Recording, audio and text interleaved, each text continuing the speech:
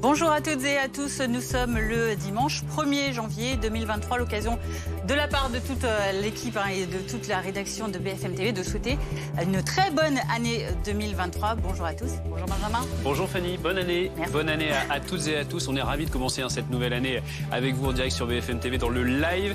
Et une année qu'on espère pleine de bonnes ondes, d'actualités positives. Que souhaitent justement les Français pour 2023? Vous en entendrez certains dans ce journal. Emmanuel Macron espère lui un pays uni et solidaire et veut faire sa réforme des retraites. On va en parler dans un instant. En Ukraine, malheureusement, pas de trêve pour le passage à la nouvelle année. Moins d'une heure après minuit, des tirs russes sont abattus sur la capitale, Kiev.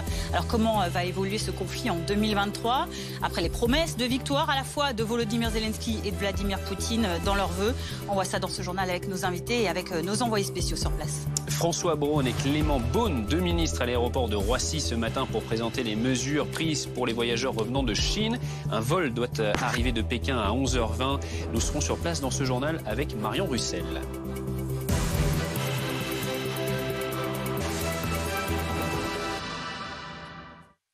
On vous souhaite vraiment une très très belle année 2023 à toutes et à tous avec ces raisons d'espérer pour cette nouvelle année, de positiver, d'être optimiste. Vraiment, c'est important. Qu'espèrent les Français justement pour cette nouvelle année? Célia Jusfredi, vous êtes sur un marché dans le 15e arrondissement du côté de Convention à Paris. Que souhaitent les personnes que vous avez pu rencontrer ce matin autour de vous?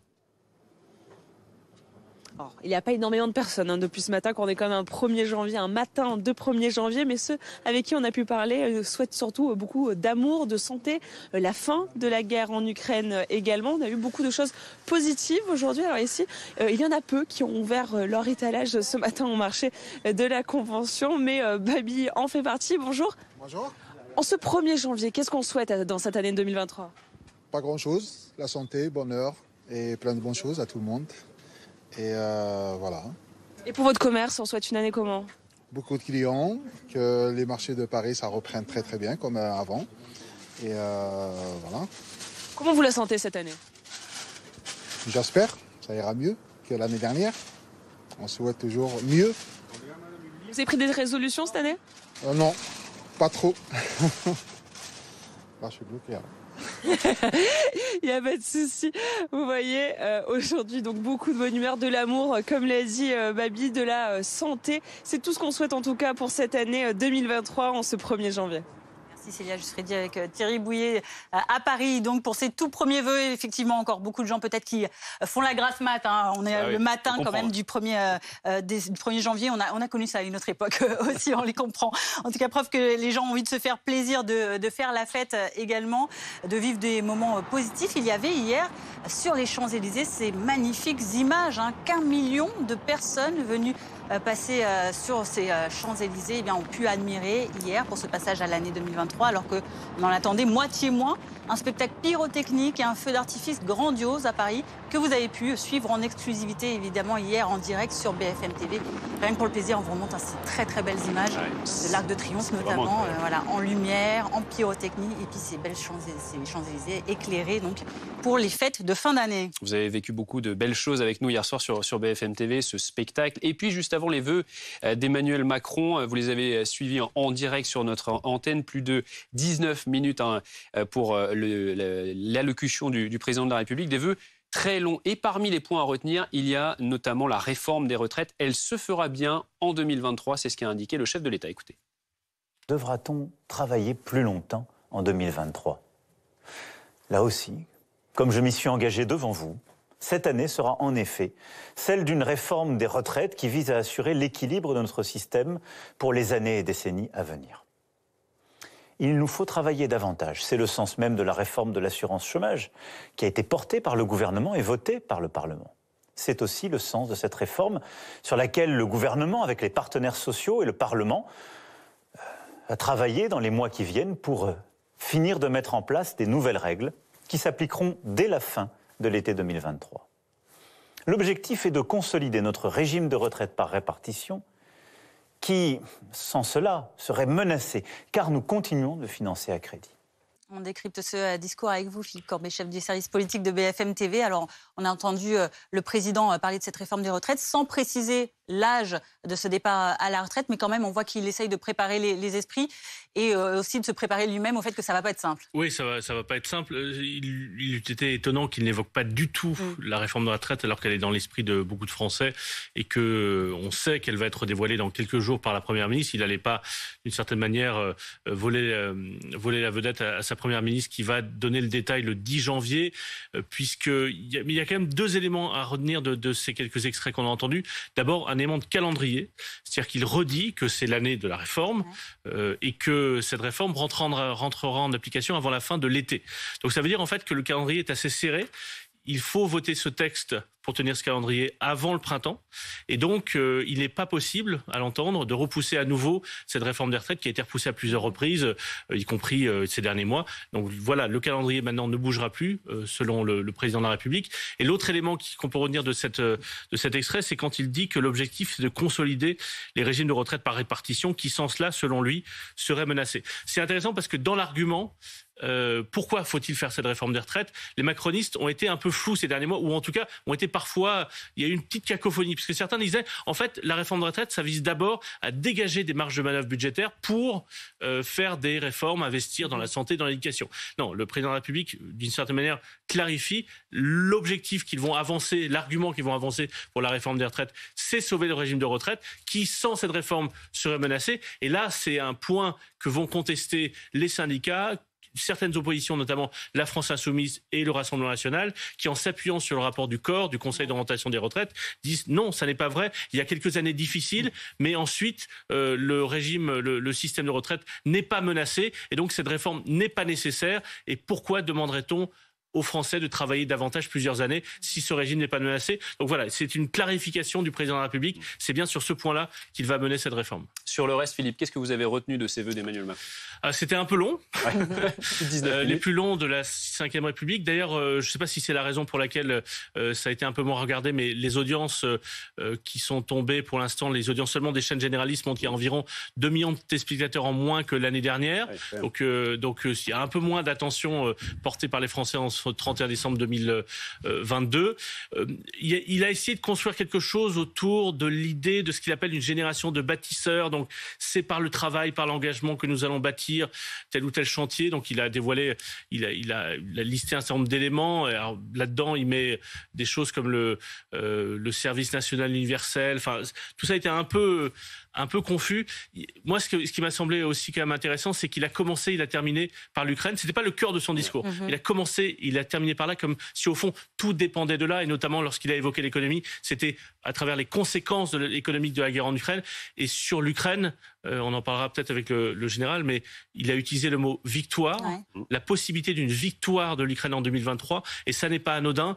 En disant peu de mots sur l'Ukraine, mais en disant ce mot-là, la possibilité d'une victoire, c'est un message aussi d'espoir pour ceux qui souhaitent effectivement que cette guerre cesse et que les Ukrainiens arrive à une victoire. Et la transition est toute trouvée, Philippe, puisqu'on va justement parler de la situation en Ukraine avec cette nouvelle année qui a débuté malgré tout sous de nouvelles explosions, en tout cas dans la capitale, à Kiev. Nicolas Coadou, vous êtes notre envoyé spécial, vous êtes dans la région de Kryvyi Rih pour BFM TV. Des missiles russes se sont abattus dans 2 quartiers de la ville, pas moins d'1 heure après le passage à la nouvelle année. Oui, absolument. D'ailleurs, pour être précis, ce seraient des drones iraniens, des drones Shahad explosifs qui se seraient abattus sur la capitale ukrainienne hier soir. Oui, juste après qu'aient retenti les 12 coups de minuit. Alors, fort heureusement, la défense antiaérienne en aurait abattu la plupart, mais les retombées ont quand même fait des dégâts et ont surtout sidéré toute la population, puisque le message, juste après cette célébration du Nouvel An, le message est extrêmement clair. Aucun répit pour les Ukrainiens. D'ailleurs, sur un débris d'un drone qui a été retrouvé peu après l'explosion, on a pu lire à l'encre rouge un message en russe. Il est écrit bonne année. Sidération, d'autant plus que ce n'est pas la première attaque de la Saint-Sylvestre sur la capitale ukrainienne. Un petit peu plus tôt dans l'après-midi, c'était 4 districts qui ont été touchés par des missiles, avec un bilan de 1 mort et de plusieurs dizaines de blessés. De manière générale, c'est l'entièreté du territoire ukrainien qui a été ciblé par des alertes anti-aériennes hier, peu après minuit, dans la région de Mykolaiv. Ce sont 6 missiles qui se sont abattus. Pas encore de bilan à ce stade, mais là encore, le message est extrêmement clair. Aucun répit pour les Ukrainiens, surtout pendant le réveillon du Nouvel An. Merci beaucoup Nicolas Coadou, l'envoyé spécial de BFM TV en Ukraine avec Alizé Boissin. Général Jérôme Pellistrandi est avec nous. Bonjour Général, très bonne année. À vous de même. À vous, consultant défense BFM TV, cette année 2023 qui démarre de la même façon que la 2022 s'était terminée en Ukraine, donc avec ces nouveaux bombardements russes à l'aide de drones. Hein, c'est ce que nous disait à l'instant Nicolas Coadou. Oui, mais alors, il faut être honnête, ça n'a aucune efficacité militaire. Alors bien sûr, on doit déplorer les victimes civiles, morts et blessés. C'est en fait les dégâts les plus importants, mais sur le plan militaire, ça n'apporte strictement rien. Ce harcèlement par les drones iraniens, eh bien... Je vais prendre une comparaison, toute proportion gardée. C'est comme les moustiques, c'est très désagréable, mais ça va pas changer le cours de la guerre. Bien entendu, ça traduit une stratégie de la tension de la part de Moscou, et en quelque sorte, il n'y a pas eu de trêve de Noël, il n'y a pas eu de trêve pour la Saint-Sylvestre. On va dire, on continue la guerre. Vladimir Poutine et toutes les déclarations qu'il a faites depuis plusieurs jours vont dans ce sens-là. Il n'y a aucune ouverture possible, et cela conforte effectivement, comme le disait Philippe Corbet à l'instant, la question de la victoire. Bien sûr, Volodymyr Zelensky, dans ses vœux hier, a dit que l'objectif c'était la victoire en 2023, mais le fait que le président Emmanuel Macron l'ait dit hier en faisant tout, en disant nous allons tout faire pour que ce soit la victoire pour l'Ukraine, cela signifie qu'il faut battre la Russie. Victoire égale défaite de l'adversaire. Et en l'occurrence, ça sera la défaite de la Russie de Vladimir Poutine. Donc on est dans ce long tunnel avec ces frappes. Ça va durer longtemps. Des pertes, hélas, pour la population civile. Patrick Martin-Genier est également avec nous à distance. Bonjour, bonne année à vous, enseignant en Sciences Po, spécialiste des questions européennes. Ces bombardements à Kiev notamment, peu après minuit ce matin, c'est... La perpétuation de cette stratégie russe de vouloir traumatiser comme ça la population ukrainienne, de continuer à vouloir mettre la pression même pendant les fêtes. Il n'y a pas de trêve. Non, il n'y a pas de fête. Alors, bonne heureuse année à vous, à toute l'équipe de BFM TV. Et merci de m'interviewer ce matin. Oui, en effet, c'est une politique de terreur qui continue. C'est la terreur du Nouvel An. J'entendais à l'instant le général Pellistrandi parler de moustiques. Il n'en demeure pas moins qu'un moustique, ça tue à Kiev. Encore un mort hier, un hôtel a été touché. C'est la terreur quotidienne. Vladimir Poutine l'a dit hier dans une intervention télévisée pour les Nouvelles devant l'armée, une intervention la plus longue depuis 22 ans de règne, en 22 ans de règne, 9 minutes d'intervention dans laquelle il a dit lui aussi qu'il souhaitait une victoire définitive. Chacun veut la victoire. La Russie va mettre le paquet pour continuer son offensive terroriste sur l'Ukraine. Il n'y a pas eu de trêve ni à Noël ni au jour de l'an. Et hier, Volodymyr Zelensky a dit cette année 2022 a été l'année de l'Ukraine, l'année de toutes les horreurs de cette guerre. Il a cité toutes les exactions des Russes. Et donc, effectivement, aujourd'hui, comme cela vient d'être dit, tout le monde veut la victoire pour l'Ukraine, mais il faudra, et c'est le principal défi de cette année 2023, que l'Occident, l'OTAN, donne encore plus les moyens à l'Ukraine de vaincre, en effet, Vladimir Poutine, dont on dit aujourd'hui qu'il est quand même en difficulté, malgré un accroissement dans la mobilisation des soldats. Patrick, vous restez avec nous. Vous parliez à l'instant de ces vœux à la fois de Vladimir Poutine et de Volodymyr Zelensky qui ont effectivement tous deux revendiqué la victoire. On les écoute. Chers citoyens de Russie, chers amis, l'année 2022 touche à sa fin. Ce fut une année de décisions difficiles et nécessaires. D'étape cruciale vers la pleine souveraineté de la Russie et la puissante consolidation de notre société. Je souhaite de tout cœur une bonne année à ceux qui sont impliqués dans cette opération militaire spéciale. Nous avons un seul vœu pour les Ukrainiens, que cette année soit l'année du retour de nos hommes.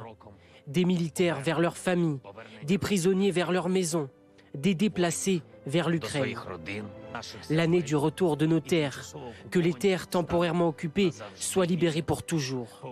L'année du retour vers la vie paisible, vers les minutes de bonheur sans couvre-feu, vers la joie de vivre sans alerte aérienne.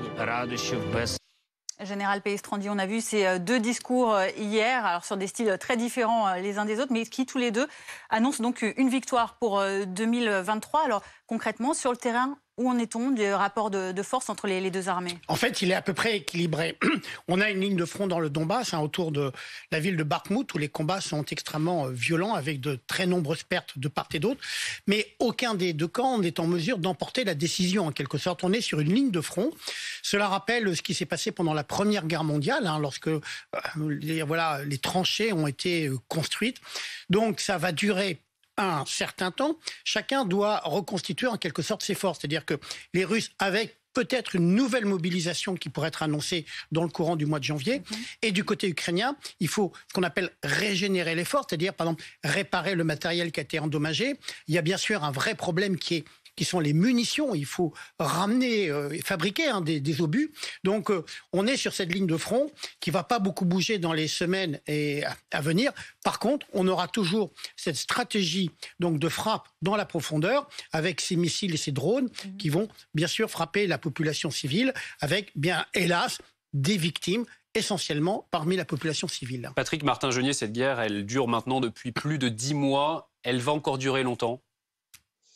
Oui, évidemment, tout le monde parle de victoire. On sait que les lignes de front sont actuellement figées. Il y a toujours cette bataille à Bakhmout. On ne sait pas qui avance, qui recule. Tout est incertain. Tout ce que on vient de dire, c'est exact. Il y a on terrorise la population.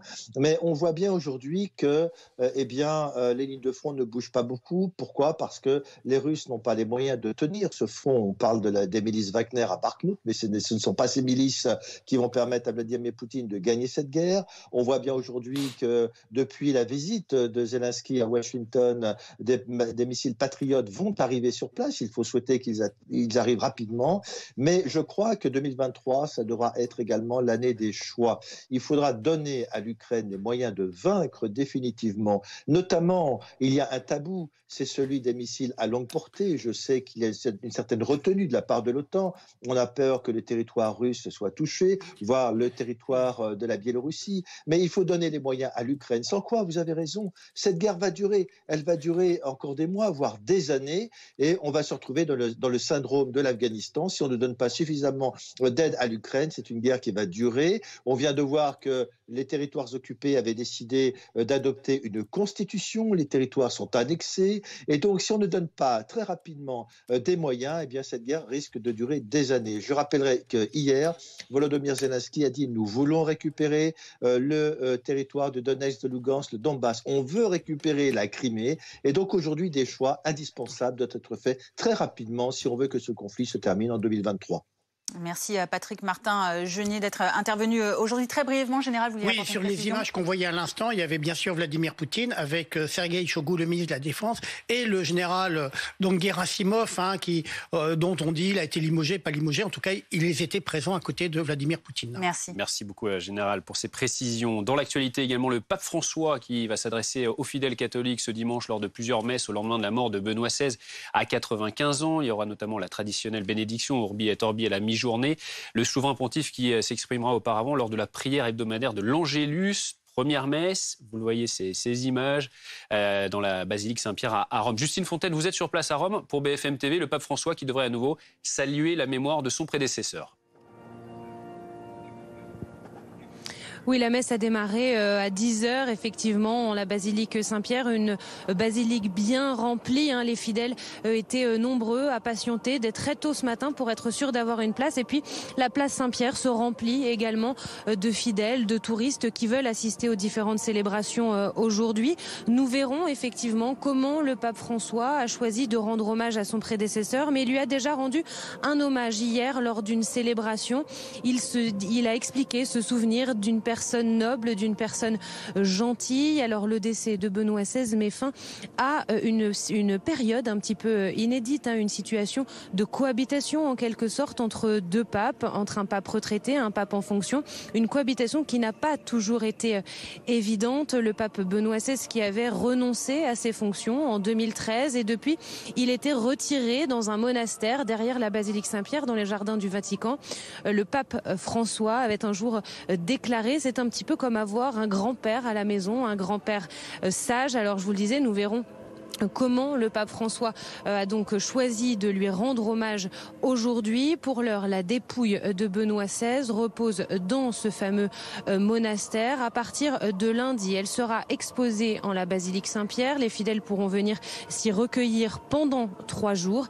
Et puis, jeudi matin, à 9h30, sur la place Saint-Pierre, se tiendront les obsèques du pape émérite, des obsèques présidées par le pape François.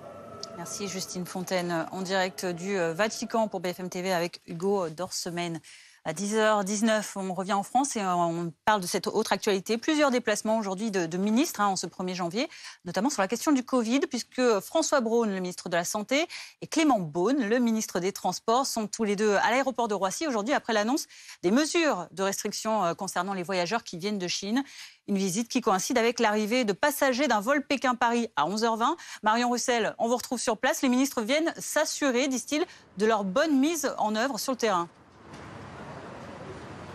Tout à fait, car c'est à partir de ce dimanche que les voyageurs en provenance de Chine seront accueillis à l'aéroport avec un message. Bienvenue en France, merci de bien vouloir vous faire tester. Cela fait donc suite aux annonces du gouvernement vendredi qui a décidé de ne pas attendre une position commune de l'Union européenne pour prendre des mesures. Les premières à entrer en vigueur aujourd'hui, ce sera donc le port du masque obligatoire à bord de tous les avions en provenance de Chine et la mise en place de tests aléatoires à l'arrivée. En cas de test positif, les prélèvements seront soumis à un séquençage afin de déterminer s'il contient de potentiels nouveaux variants dans quelques jours. À partir du 5 janvier, ces voyageurs en provenance de Chine devront également présenter un test PCR ou antigénique négatif avant l'embarquement, à savoir qu'au sein de l'Union européenne, seuls l'Espagne et l'Italie ont mis en place des mesures similaires, ce qui pose la question du risque de reprise épidémique en Europe alors que le nombre de cas explose en Chine. Clément Beaune et François Braun sont donc attendus dans la matinée ici à l'aéroport de Roissy. Bien sûr, en direct sur BFM TV. Merci beaucoup Marion Russell à Roissy pour BFM TV avec David Couloum. Philippe Corbet, service après-vente pour les ministres après les annonces donc sur ces mesures. Oui, ce n'est pas ce que souhaitait la France. La France espérait encore jeudi obtenir une coordination européenne avec une réponse commune des 27. Ça n'a pas été possible, notamment c'est pas la seule raison, mais notamment parce que l'Allemagne était plus prudente, ou en tout cas plus réticente. Et donc la France prend ces mesures comme l'Italie, comme l'Espagne, comme le Royaume-Uni en dehors de l'Union européenne. Ces mesures ne protégeront pas la France de tel ou tel variant chinois. On sait qu'ils viendront. La question, c'est plutôt de pouvoir maîtriser, contrôler, limiter les risques, retarder peut-être l'arrivée de nouveaux variants s'il y en a qui viennent de Chine. Pour l'instant, il n'y a pas de variant chinois, mais en tout cas, ça pourrait arriver. Il y a quand même un élément intéressant dans le début, dès aujourd'hui, des tests à l'arrivée. C'est que ça permet de séquencer et donc d'obtenir des informations sur des contaminations en Chine et sur le type de développement de virus pour ceux qui étaient établis en Chine, et donc d'obtenir des informations que pour l'instant le régime chinois ne donne pas à ses partenaires étrangers, ne donne pas à l'OMS. Donc ça permet au moins d'obtenir des informations sur le développement du virus en Chine dans les prochains jours, dans les prochaines semaines.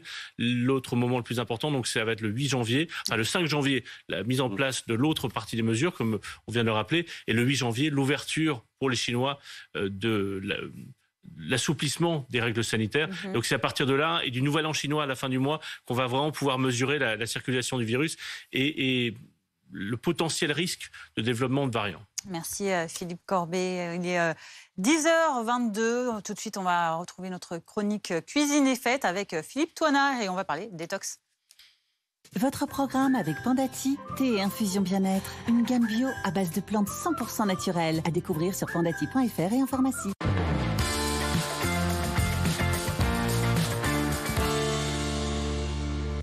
Oui, parce qu'après les fêtes, il faut aussi réparer les dégâts endommagés si vous avez un petit peu abusé hier, Philippe. Aujourd'hui, en tout cas, on va avoir des informations. Il est fort probable que ce déjeuner de ce 1er janvier soit également un peu chargé. Un mot va alors apparaître, on va le voir partout, dans les magazines, partout. On va parler de détox, forcément. Est-ce qu'il faut vraiment faire d'ailleurs une cure de détox ? On reste avec vous, Philippe Toinard. C'est le bon moment de faire une détox, là? Non, pas tout de suite. C'est un mot que j'aime pas, le mot détox. On va plutôt utiliser l'expression lever le pied.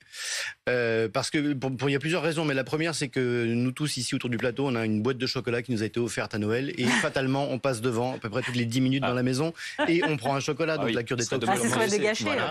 Donc ça commence très très mal. N'oubliez pas que dimanche, c'est la galette des rois. Donc ça veut dire qu'il y a encore une autre occasion en famille, entre amis. Ou même dans l'entreprise une fois de plus, avaler un peu de gras et un peu de sucre. Donc c'est pas du tout le bon moment. Et surtout, pour qu'il y ait cure détox, il faut qu'il y ait une intoxication. Notre corps n'a pas subi d'intoxication. C'est juste qu'on l'a un peu mis à rude épreuve, notamment l'estomac, le foie et le pancréas. Donc pas de cure de détox, Philippe, pas de régime, mais on lève le pied. C'est ça, c'est-à-dire lever le pied, ça commence par une alimentation un peu plus équilibrée. Donc il y a des choses qu'il faut enlever maintenant. Même si la galette et même si le chocolat est toujours là, on va enlever en fait surtout les modes de cuisson. Donc on enlève les fritures, on enlève les laitages, on enlève les plats en sauce, on enlève évidemment les pâtisseries et on remplace tout ça par une alimentation beaucoup plus équilibrée avec notamment du poisson, des fruits et légumes frais évidemment. Vous avez aussi des viandes blanches que vous pouvez utiliser et surtout profiter de ce moment pour remettre dans votre alimentation quelque chose qu'on ne met pas beaucoup dans l'année, ce sont les légumineuses. Et notamment les lentilles qui sont pleines de protéines et pleines de fibres. Et puis il y a la clé du succès, c'est l'hydratation, il ne faut pas oublier. Lendemain de fête, comme l'alcool déshydrate, il faut effectivement boire. Alors de l'eau, ou alors ce que je vous ai apporté, la première, c'est une infusion de thym avec du miel et du gingembre. Ça va rebooster un petit peu votre organisme. Vous pouvez boire ça toute la journée, ça vous fera pas de mal. Vous avez autre chose que vous pouvez faire facilement à la maison avec des produits de saison, c'est pamplemousse, du thé vert et du gingembre que vous rajoutez dedans. Ce qu'il faut, c'est effectivement boire. Alors, on sent que ça fait du bien. Quand on le boit, on sent que le corps revit. Et pour faire le plein de vitamines, Philippe, on boit des jus de fruits. Oui, mais des vrais jus de fruits maison, parce que les jus de fruits industriels, surtout les nectars de fruits, on se donne bonne conscience en les achetant, on se donne bonne conscience en les buvant, sauf qu'en fait, c'est souvent avec beaucoup de sucre ajouté, notamment pour les nectars, donc ça n'est pas bon. Donc faites vos propres jus. Là, je vous ai fait un autre jus qui est orange, carotte et citron. Et vous pouvez jouer avec les produits de saison, pommes, citron, kiwi. Ça marche très bien. Pomme poire, pomme céleri, citron, c'est très bon. Ou alors vraiment de saison, fruits de la passion, pamplemousse et vous ajoutez au dernier moment un tout petit peu de menthe ciselée dessus. C'est aussi bon pour le corps qu'au goût. En tout cas, merci beaucoup Philippe Toinard pour ces petites recettes. Et on lève le pied. Merci.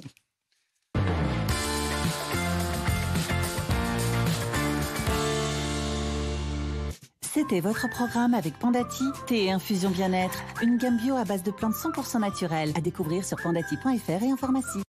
Allez, on fait un petit coup d'œil sur le trafic de ce 1er janvier. Prenez la direction de votre programme avec Ulysse, la solution de télépéage, recharge électrique et stationnement. Retrouvez votre programme avec assurepeople.com. Assurance auto pour jeunes, résiliés, sinistrés, malucés.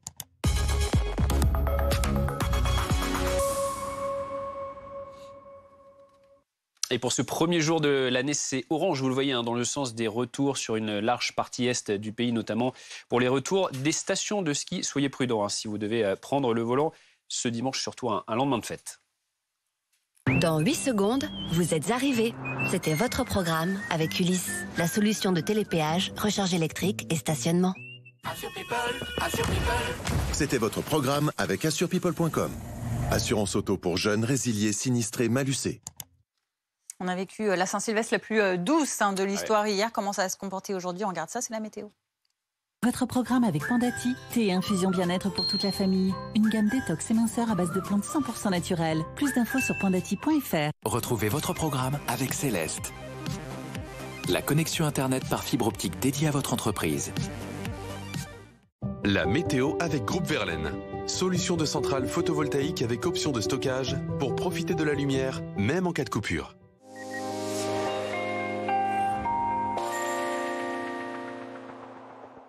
Les dernières heures de l'année 2022 furent flamboyantes. Regardez plutôt ce ciel magnifique. C'était hier, hier soir, après le coucher du soleil.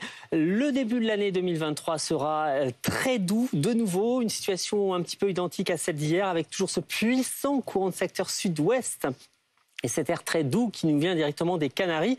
Cette perturbation qui a tendance un petit peu à gagner du terrain quand même sur les régions du nord-ouest avec toujours beaucoup de nuages, quelques précipitations un petit peu comme hier matin, mais vous voyez que ça se décale un peu vers l'est entre les Pays de la Loire et le Nord-Pas-de-Calais. L'Île-de-France est située vraiment en limite. Donc pour cet après-midi, on retrouve cette perturbation, ainsi que ces nuages près de la Méditerranée, notamment sur le Languedoc-Roussillon. Toujours ces vents de secteur sud assez puissants, parfois pas très agréables, malgré les températures très élevées. Encore 21 degrés localement à Bordeaux. Sachez qu'hier, il a fait jusqu'à 25 degrés quasiment au pied des Pyrénées. Alors pour les prochaines heures, en tout cas pour demain, la perturbation en question va progresser lentement mais sûrement vers l'est. On aura des températures donc un tout petit peu moins élevées, mais ça reste quand même assez exceptionnel pour la saison. Donc demain matin, pas de gelée en plaine. Et demain après-midi, on ira localement encore jusqu'à 19 degrés en Corse, 13 degrés par exemple à Paris. Votre programme avec Pandati, thé et infusion bien-être pour toute la famille. Une gamme détox éminceur à base de plantes 100% naturelles. Plus d'infos sur pandati.fr. C'était votre programme avec Céleste. La connexion Internet par fibre optique dédiée à votre entreprise. Vous avez regardé la météo avec Groupe Verlaine. Isolation thermique par l'extérieur avec aide de l'État. Groupe Verlaine, le climat de confiance. 10h30, bienvenue à vous si vous nous rejoignez pour ce premier live week-end de l'année 2023. L'occasion de vous souhaiter évidemment tous nos meilleurs vœux pour cette nouvelle année. Plus de 20 degrés dans le sud-ouest et des températures douces dans tout le pays. Hier a été le 31 décembre le plus chaud de toute l'histoire des relevés météo. Alors de quoi piquer, vous voyez une tête pour certains sur les littoraux. Jusqu'à quand va durer cet épisode de douceur? On fait le point dans un instant avec Guillaume Séché. Beaucoup de changements en ce 1er janvier 2023, bouclier tarifaire, aide carburant, péage. Les détails dans un instant en plateau avec Guillaume Barqui. En Ukraine, pas de trêve pour le passage à la nouvelle année. Moins d'une heure après minuit, des tirs russes sont abattus sur la capitale, Kiev. Comment va évoluer le conflit en 2023 après les promesses de victoire des présidents Zelensky et Poutine dans leurs vœux? On voit tout cela dans un instant avec nos envoyés spéciaux et nos invités. Et puis Gérald Darmanin poursuit son déplacement à Mayotte. Le ministre de l'Intérieur a exprimé sa volonté de renforcer sur l'île les moyens de lutte contre l'immigration clandestine et contre l'insécurité. Il prendra à nouveau la parole. On se suivra son point presse. Ce sera aux alentours d'11h. Bonne année 2023 à toutes et à tous. Nous sommes donc le 1er janvier, même si on pourrait croire qu'on est au mois d'avril quasiment. Les températures ont dépassé, vous le voyez hier, les 20 degrés localement dans le sud-ouest. À Guétary, il a fait 19 degrés. À la Bastide-d'Armagnac, dans les Landes, 20 degrés. Plus au nord-ouest, Étretat, 16 degrés. À Thonon-les-Bains, en Haute-Savoie, 15 degrés. Des températures anormalement élevé pour la saison. C'est l'occasion pour certains de baignade hivernale. Pour d'autres, eh bien, cette météo exceptionnelle soulève l'inquiétude face au réchauffement climatique. Camilla Giudice, Emma Arnaud, Vincent Hénin et Elodie Berthe. Avec une eau à 16 degrés, ces vacanciers s'offrent le luxe d'un bain de la Saint-Sylvestre dans la mer Méditerranée. Elle est froide, mais ça fait beaucoup de bien. On fait le plein d'énergie. Le slogan, c'est dernière baignade de l'année. Et voilà, on en profite jusqu'au dernier moment. Sur la promenade des Anglais, la température a atteint 17 degrés dans la journée, environ 5 degrés au-dessus des normales de saison.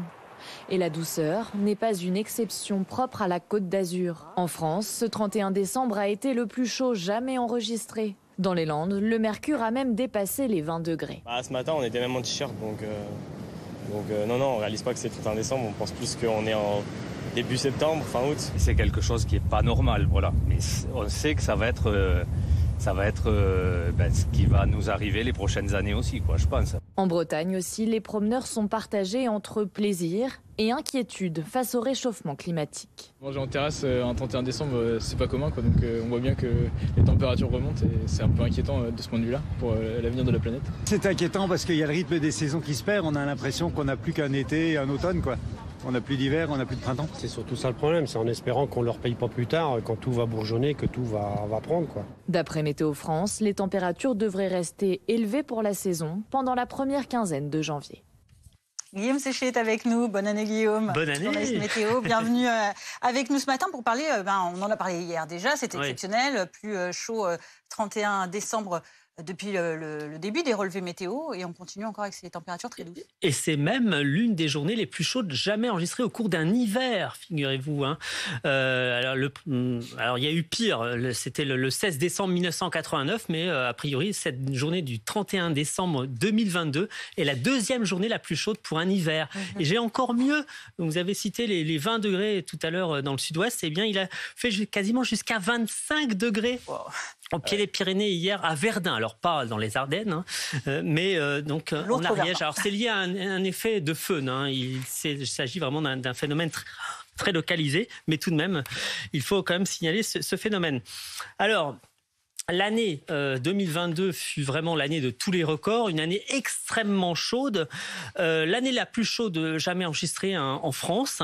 Et d'ailleurs, le record est vraiment battu à plate couture. Regardez plutôt, le précédent record, c'était 2020, et on est à 0,43 degrés de plus que 2020.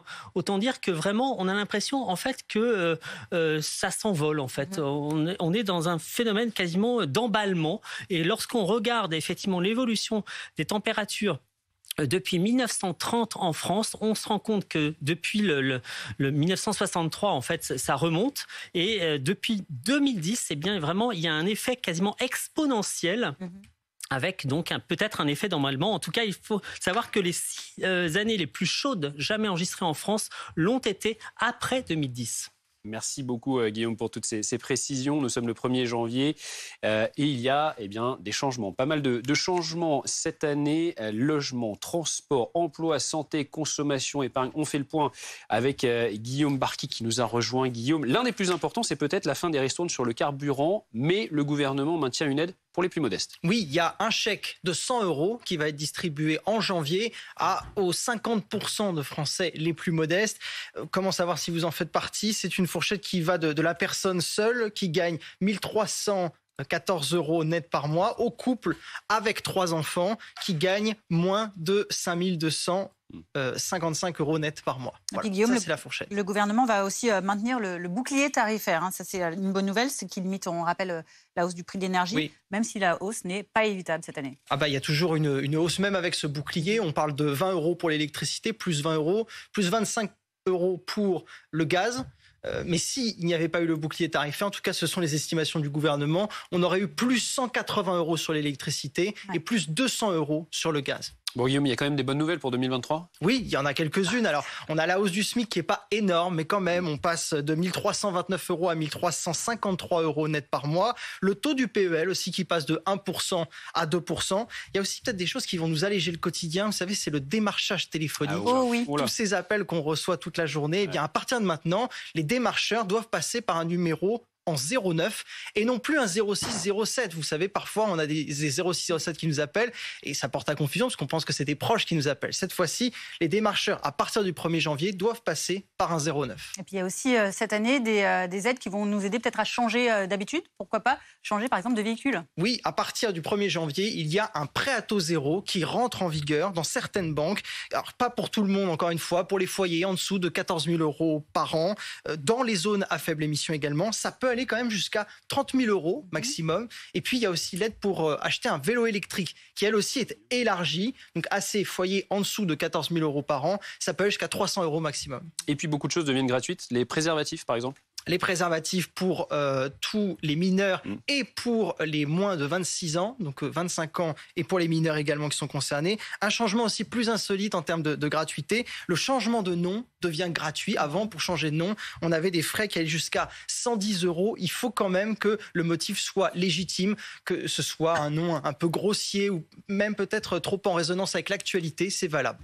Merci beaucoup Guillaume. Et puis hier, on parlait aussi de la fin des emballages jetables pour les fast-food. On sait désormais que ça concerne uniquement la consommation sur place. Ça continue évidemment pour les livraisons. À emporter ou pour les livraisons, tout à fait. Merci Guillaume pour ces précisions. Philippe Corbet est avec nous également du service politique de BFM TV. On va continuer à décrypter tous ces changements pour l'année 2023. On l'a vu, il y a des bonnes, il y a des mauvaise nouvelle. C'est comme ça un peu tous les ans. Qu'est-ce qu'on peut retenir vraiment d'important cette année? Et notamment les nouveaux dispositifs concernant l'inflation sur les prix de l'énergie, l'adaptation ou la fin de la subvention sur le carburant à la pompe qu'on a connue depuis le printemps. En fait, il y a eu 9 mois de subvention, des montants différents, mais voilà, elle a pris fin à minuit. Elle a été transformée en chèque carburant. Donc tous les Français qui ont une voiture et qui utilisent leur voiture pour aller travailler peuvent aller sur le site des impôts pour réclamer cette aide. Alors elle n'est attribuée qu'à ceux qui touchent pour une personne seule par part 14 700 € net par an. Donc vous trouverez tous les éléments sur le site des impôts, parce que si vous avez c'est par personne. Donc s'il y a un couple avec 2 enfants, je crois qu'on arrive à 3 900 € net par mois. Donc vous voyez, il faut que vous alliez sur le site des impôts, vous aurez des informations là-dessus. Et l'autre élément nouveau concernant les mesures du gouvernement sur pour répondre à la crise énergétique, c'est l'augmentation du prix du gaz et l'électricité plafonné à 15%. Alors sur le papier comme ça, c'est une mauvaise nouvelle parce que ça va augmenter de 15%. Mais s'il n'y avait pas eu ce plafonnement, ça aurait été probablement beaucoup plus. Et on le voit dans d'autres pays européens, notamment le Royaume-Uni, l'explosion des prix de l'énergie qui a des conséquences directes très violentes pour beaucoup de ménages. Alors, dont certains refusent carrément de payer leurs factures. Absolument. Néanmoins, et le président de la République a évoqué cela hier soir sans en donner des éléments très précis, il y a beaucoup de patrons de PME, notamment en France. On a beaucoup parlé des boulangers, mais il y a d'autres activités de ce type qui ne sont pas concernées par ce bouclier tarifaire et qui souffrent beaucoup de l'augmentation, de l'explosion des prix de l'énergie, avec des craintes de faillite. Et donc, le gouvernement va encore devoir probablement ajuster sa copie, parce que encore hier soir, le président de la République dit que le gouvernement sera auprès de ces patrons de PME, mais on les entend régulièrement sur l'antenne de BFM TV. Beaucoup d'entre eux passent entre les gouttes ou d'une certaine manière ne peuvent pas toucher les aides dont ils ont besoin. Et là, il y a encore beaucoup d'attentes. Il y a toujours ces trous dans la raquette de ces mesures. Merci beaucoup Philippe. En ce 1er janvier, l'actualité nous emmène aussi en Ukraine après les vœux de Volodymyr Zelensky promettant la victoire en 2023. C'est une nouvelle année qui a rapidement commencé sous les bombes dans les villes régulièrement visées par les frappes russes. L'ambiance festive a été recréée de toutes pièces, comme à Kharkiv, où des enfants ont célébré la nouvelle année dans une station de métro de la ville. Nicolas Coadou avec Alizé Boissin et Clément Gauvin. Alors que la sirène d'alerte retentit en plein cœur de la nuit, le passage à la nouvelle année se célèbre dans l'une des stations de métro de la ville pour les habitants de Kharkiv. Une soirée rythmée par des spectacles de chant et de danse pour retrouver un esprit de fête et les yeux émerveillés des enfants. J'espère que cette soirée est amusante pour tout le monde et que la musique résonne dans tous les coins. Une station de métro où guirlandes et sapins de Noël recréent une parenthèse festive et enchantée dans un quotidien marqué depuis des mois par la terreur des bombardements. Il faut créer soi-même une ambiance de fête et surtout faire des vacances pour ses enfants. C'est pour cela qu'on a décoré le sapin de Noël. Et pour cette nouvelle année, ils sont nombreux comme Maria à n'avoir qu'un seul souhait. Le soir du Nouvel An, nous souhaitons la victoire et un ciel paisible sur toute l'Ukraine. Quelques heures plus tôt, un bombardement russe avait touché un village voisin, faisant 2 morts et ne laissant aucun moment de répit aux habitants. Général Jérôme Pellistrandi est avec nous toujours, consultant défense BFM TV. Le président ukrainien a déclaré que cette année 2023 allait être l'année de la victoire dans ses vœux. Même promesse de l'autre côté chez Vladimir Poutine, qui était venu décorer des soldats et qui a mis à l'honneur ces héros de cette guerre en Ukraine, de cette opération spéciale.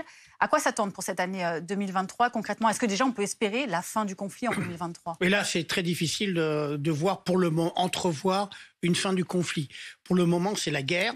On le voit donc à la fois sur la ligne de front, donc dans le Donbass, où les combats sont extrêmement intenses, mais aussi avec ces bombardements, même si ceux-ci ne font pas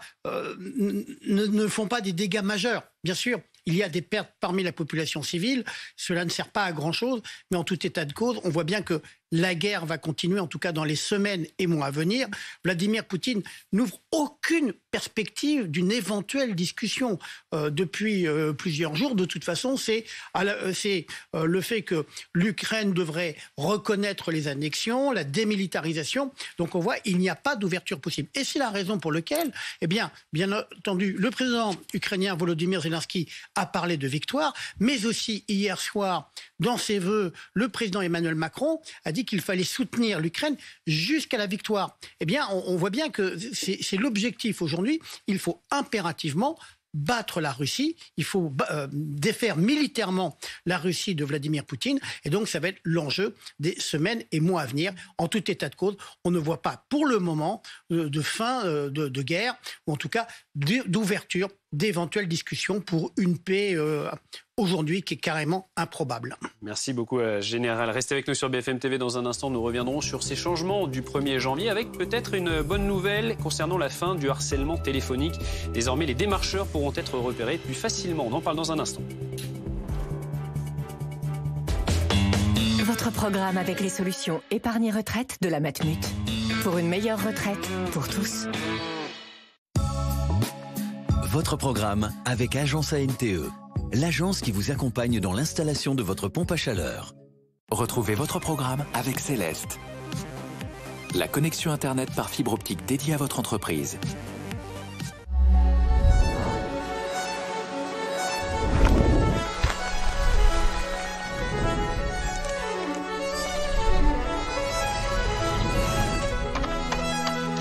Chaque jour, nous faisons des gestes qui nous protègent et protègent les autres.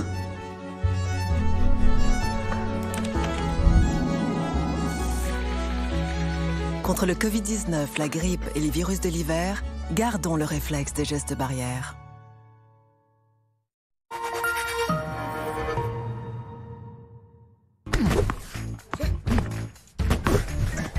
Mais t'as bossé ton revers ou quoi? Je travaille chez arthurimo.com.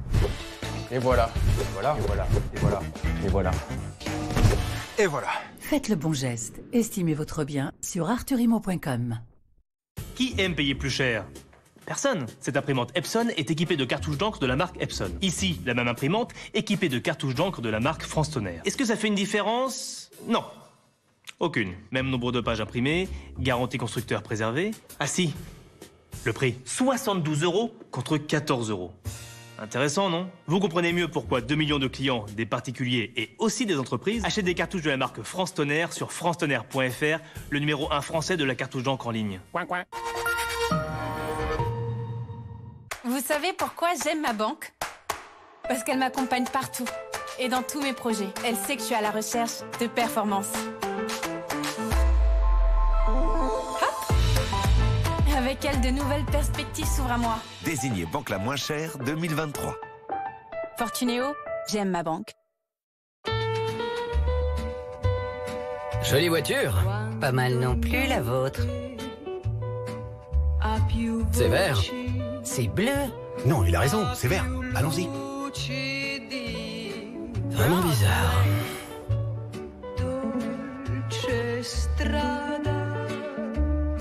En 2023, Fiat étend le bonus écologique de 7 000 € à tous. Profitez de nouvelles Fiat 500 dès 129 € par mois sans condition de reprise.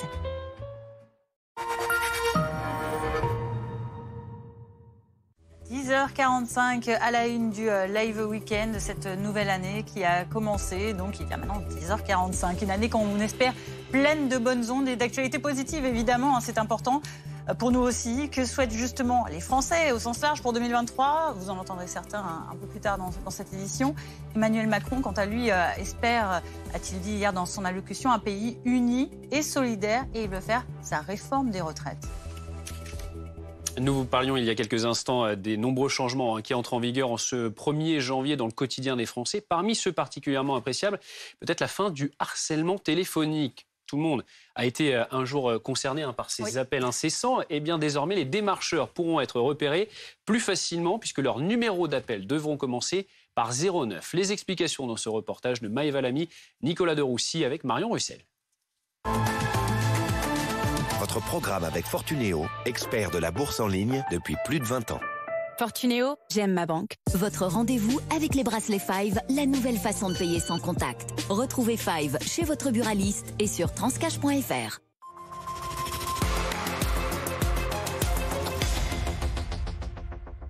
Ça fait au moins 18 fois que vous m'appelez.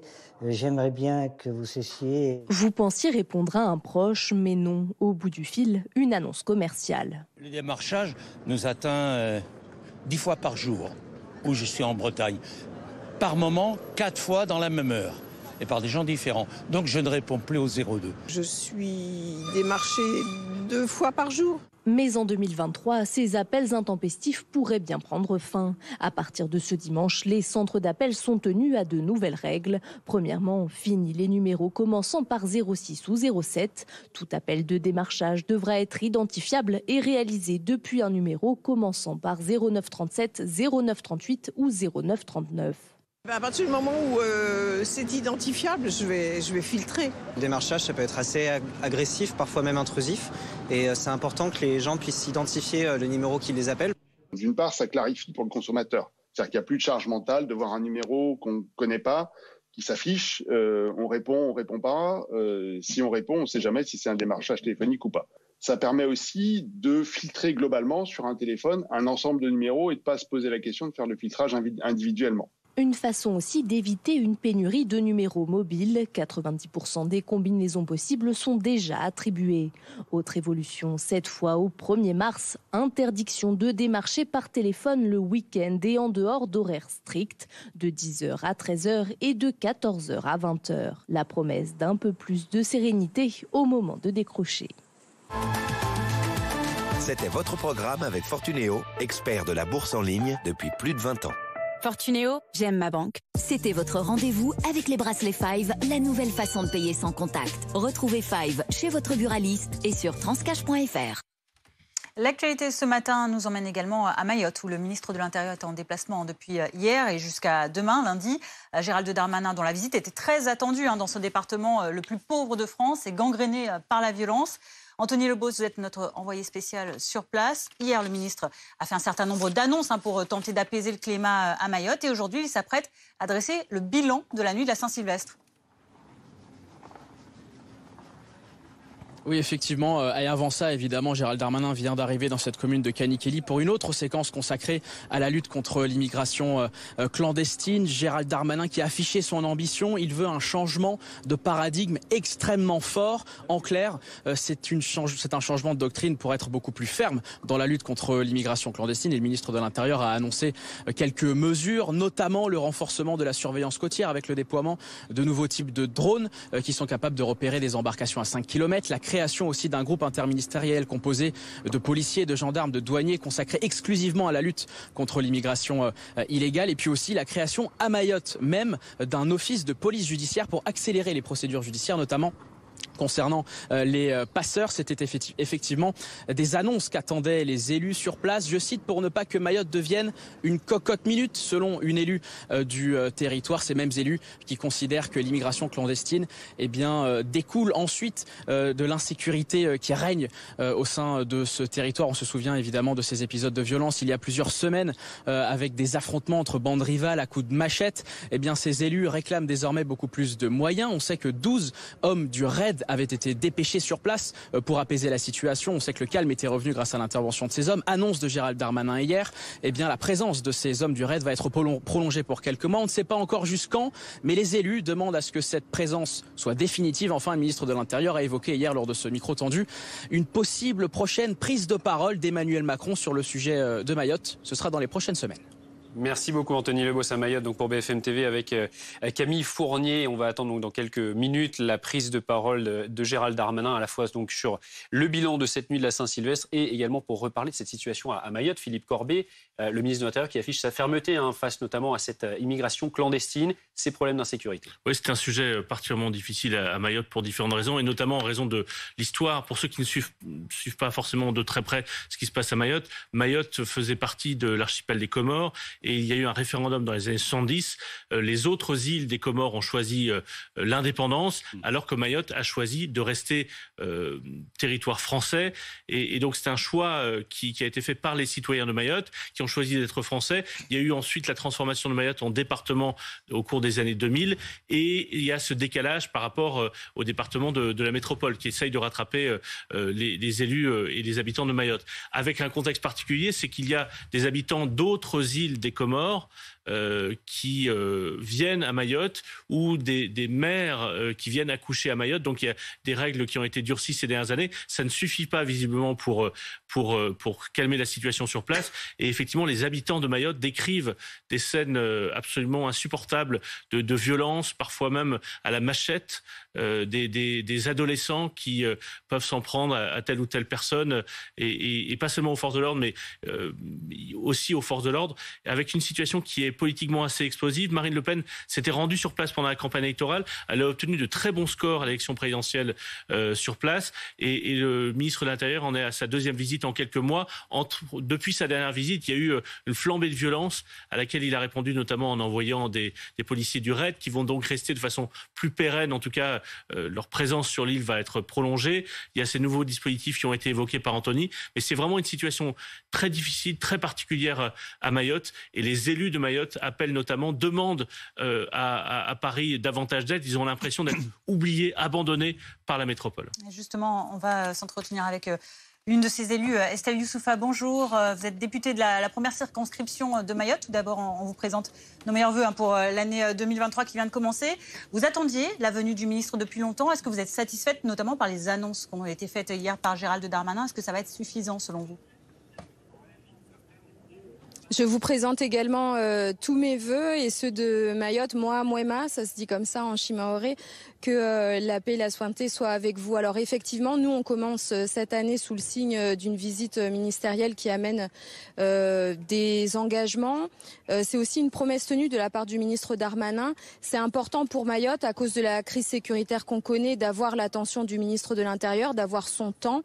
Ça a été beaucoup de réunions ici, quelques annonces, mais sur le fond, on attend, nous, des changements concrets, que l'accalmie qu'on connaît ici soit durable et donc avec un retour de la paix et de la sécurité à Mayotte. Alors effectivement, il y a des renforts, il y a des moyens supplémentaires, mais sur le fond, et votre intervenant précédemment l'a très bien expliqué, c'est une crise qui est beaucoup plus profonde, qui est structurelle, avec les Comores qui revendiquent Mayotte et qui envoient sur notre île sa population. Donc pour nous, Mayotte accueille, Mayotte fait déjà beaucoup, plus de la moitié de la population est étrangère à Mayotte, mais en fait Mayotte ne peut plus. Nos infrastructures saturent complètement. On a des milliers de jeunes qui sont abandonnés par leurs parents, des mineurs étrangers isolés et qui se forment en bandes et qui sèment la terreur sur l'île. Les familles mahoraises quittent notre département parce qu'elles ont peur pour leurs enfants.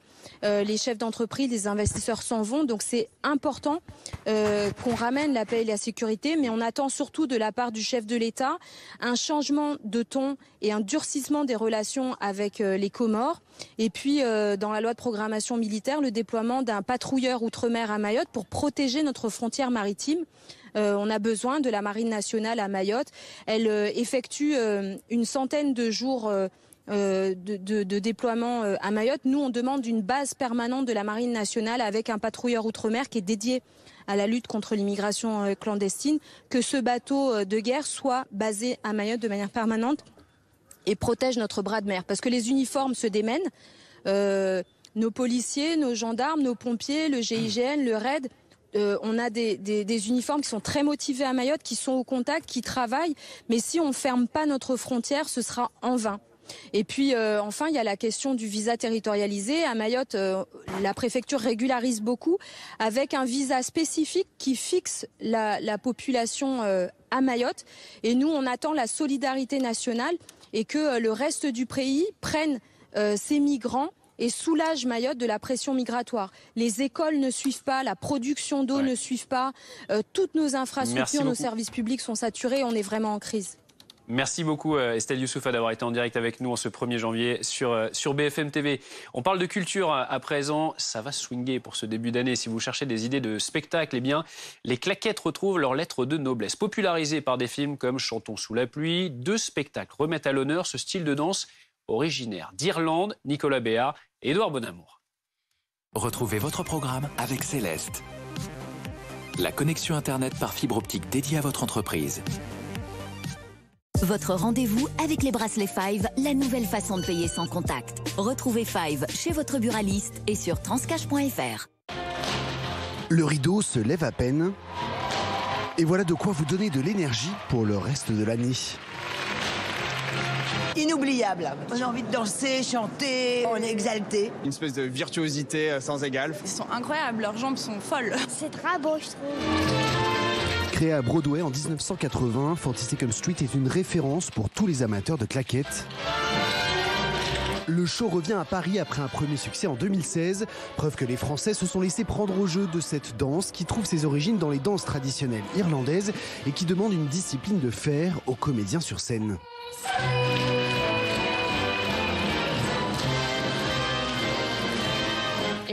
Ça demande un très haut niveau de concentration pour chanter, danser et jouer en même temps. Et il faut beaucoup d'entraînement pour être au top à chaque représentation. Certains artistes français aussi se sont appropriés cet art pour mieux le réinventer. C'est le cas dans Stories, l'histoire d'un jeune acteur prisonnier du film dans lequel il joue. Redonner leur lettre de noblesse aux claquettes, mais c'était aussi de les emmener ailleurs en fait. C'était de les emmener dans quelque chose de plus brutal, de plus actuel. Résultat, un show moderne qui prouve que quand il s'agit de rivaliser avec les plus grands spectacles de danse, les claquettes n'ont pas dit leur dernier mot.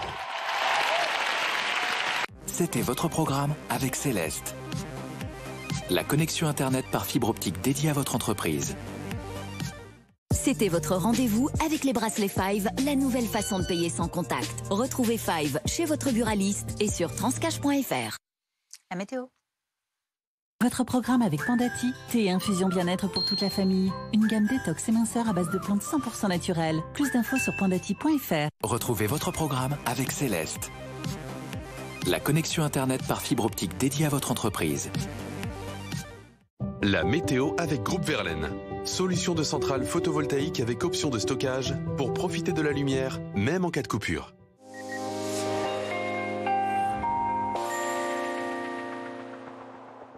Cette première journée de l'année 2023 ressemblera étonnamment à celle d'hier, avec toujours cette douceur exceptionnelle venue directement des Canaries, un flux de secteur sud-ouest bien établi sur l'Europe occidentale.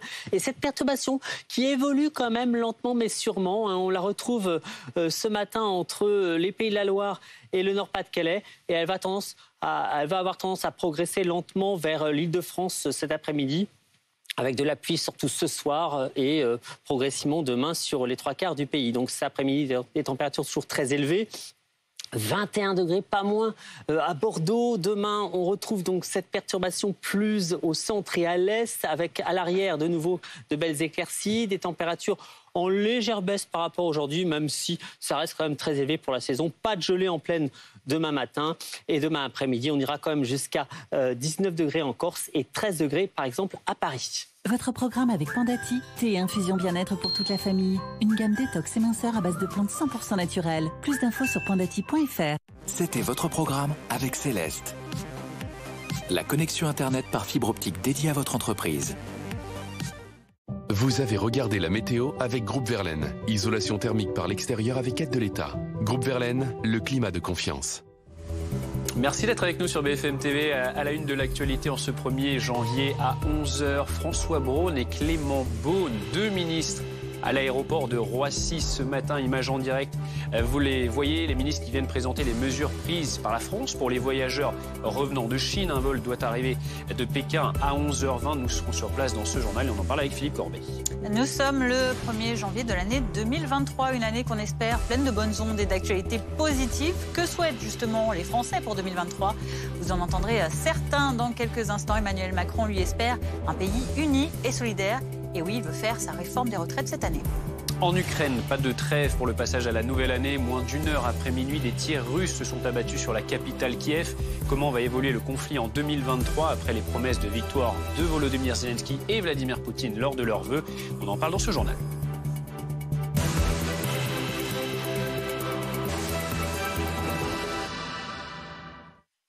Plusieurs déplacements de ministres en ce 1er janvier, notamment sur la question du Covid. François Braun, le ministre de la Santé, et Clément Beaune, ministre des Transports, sont actuellement à l'aéroport de Roissy. Vous voyez ces images en direct.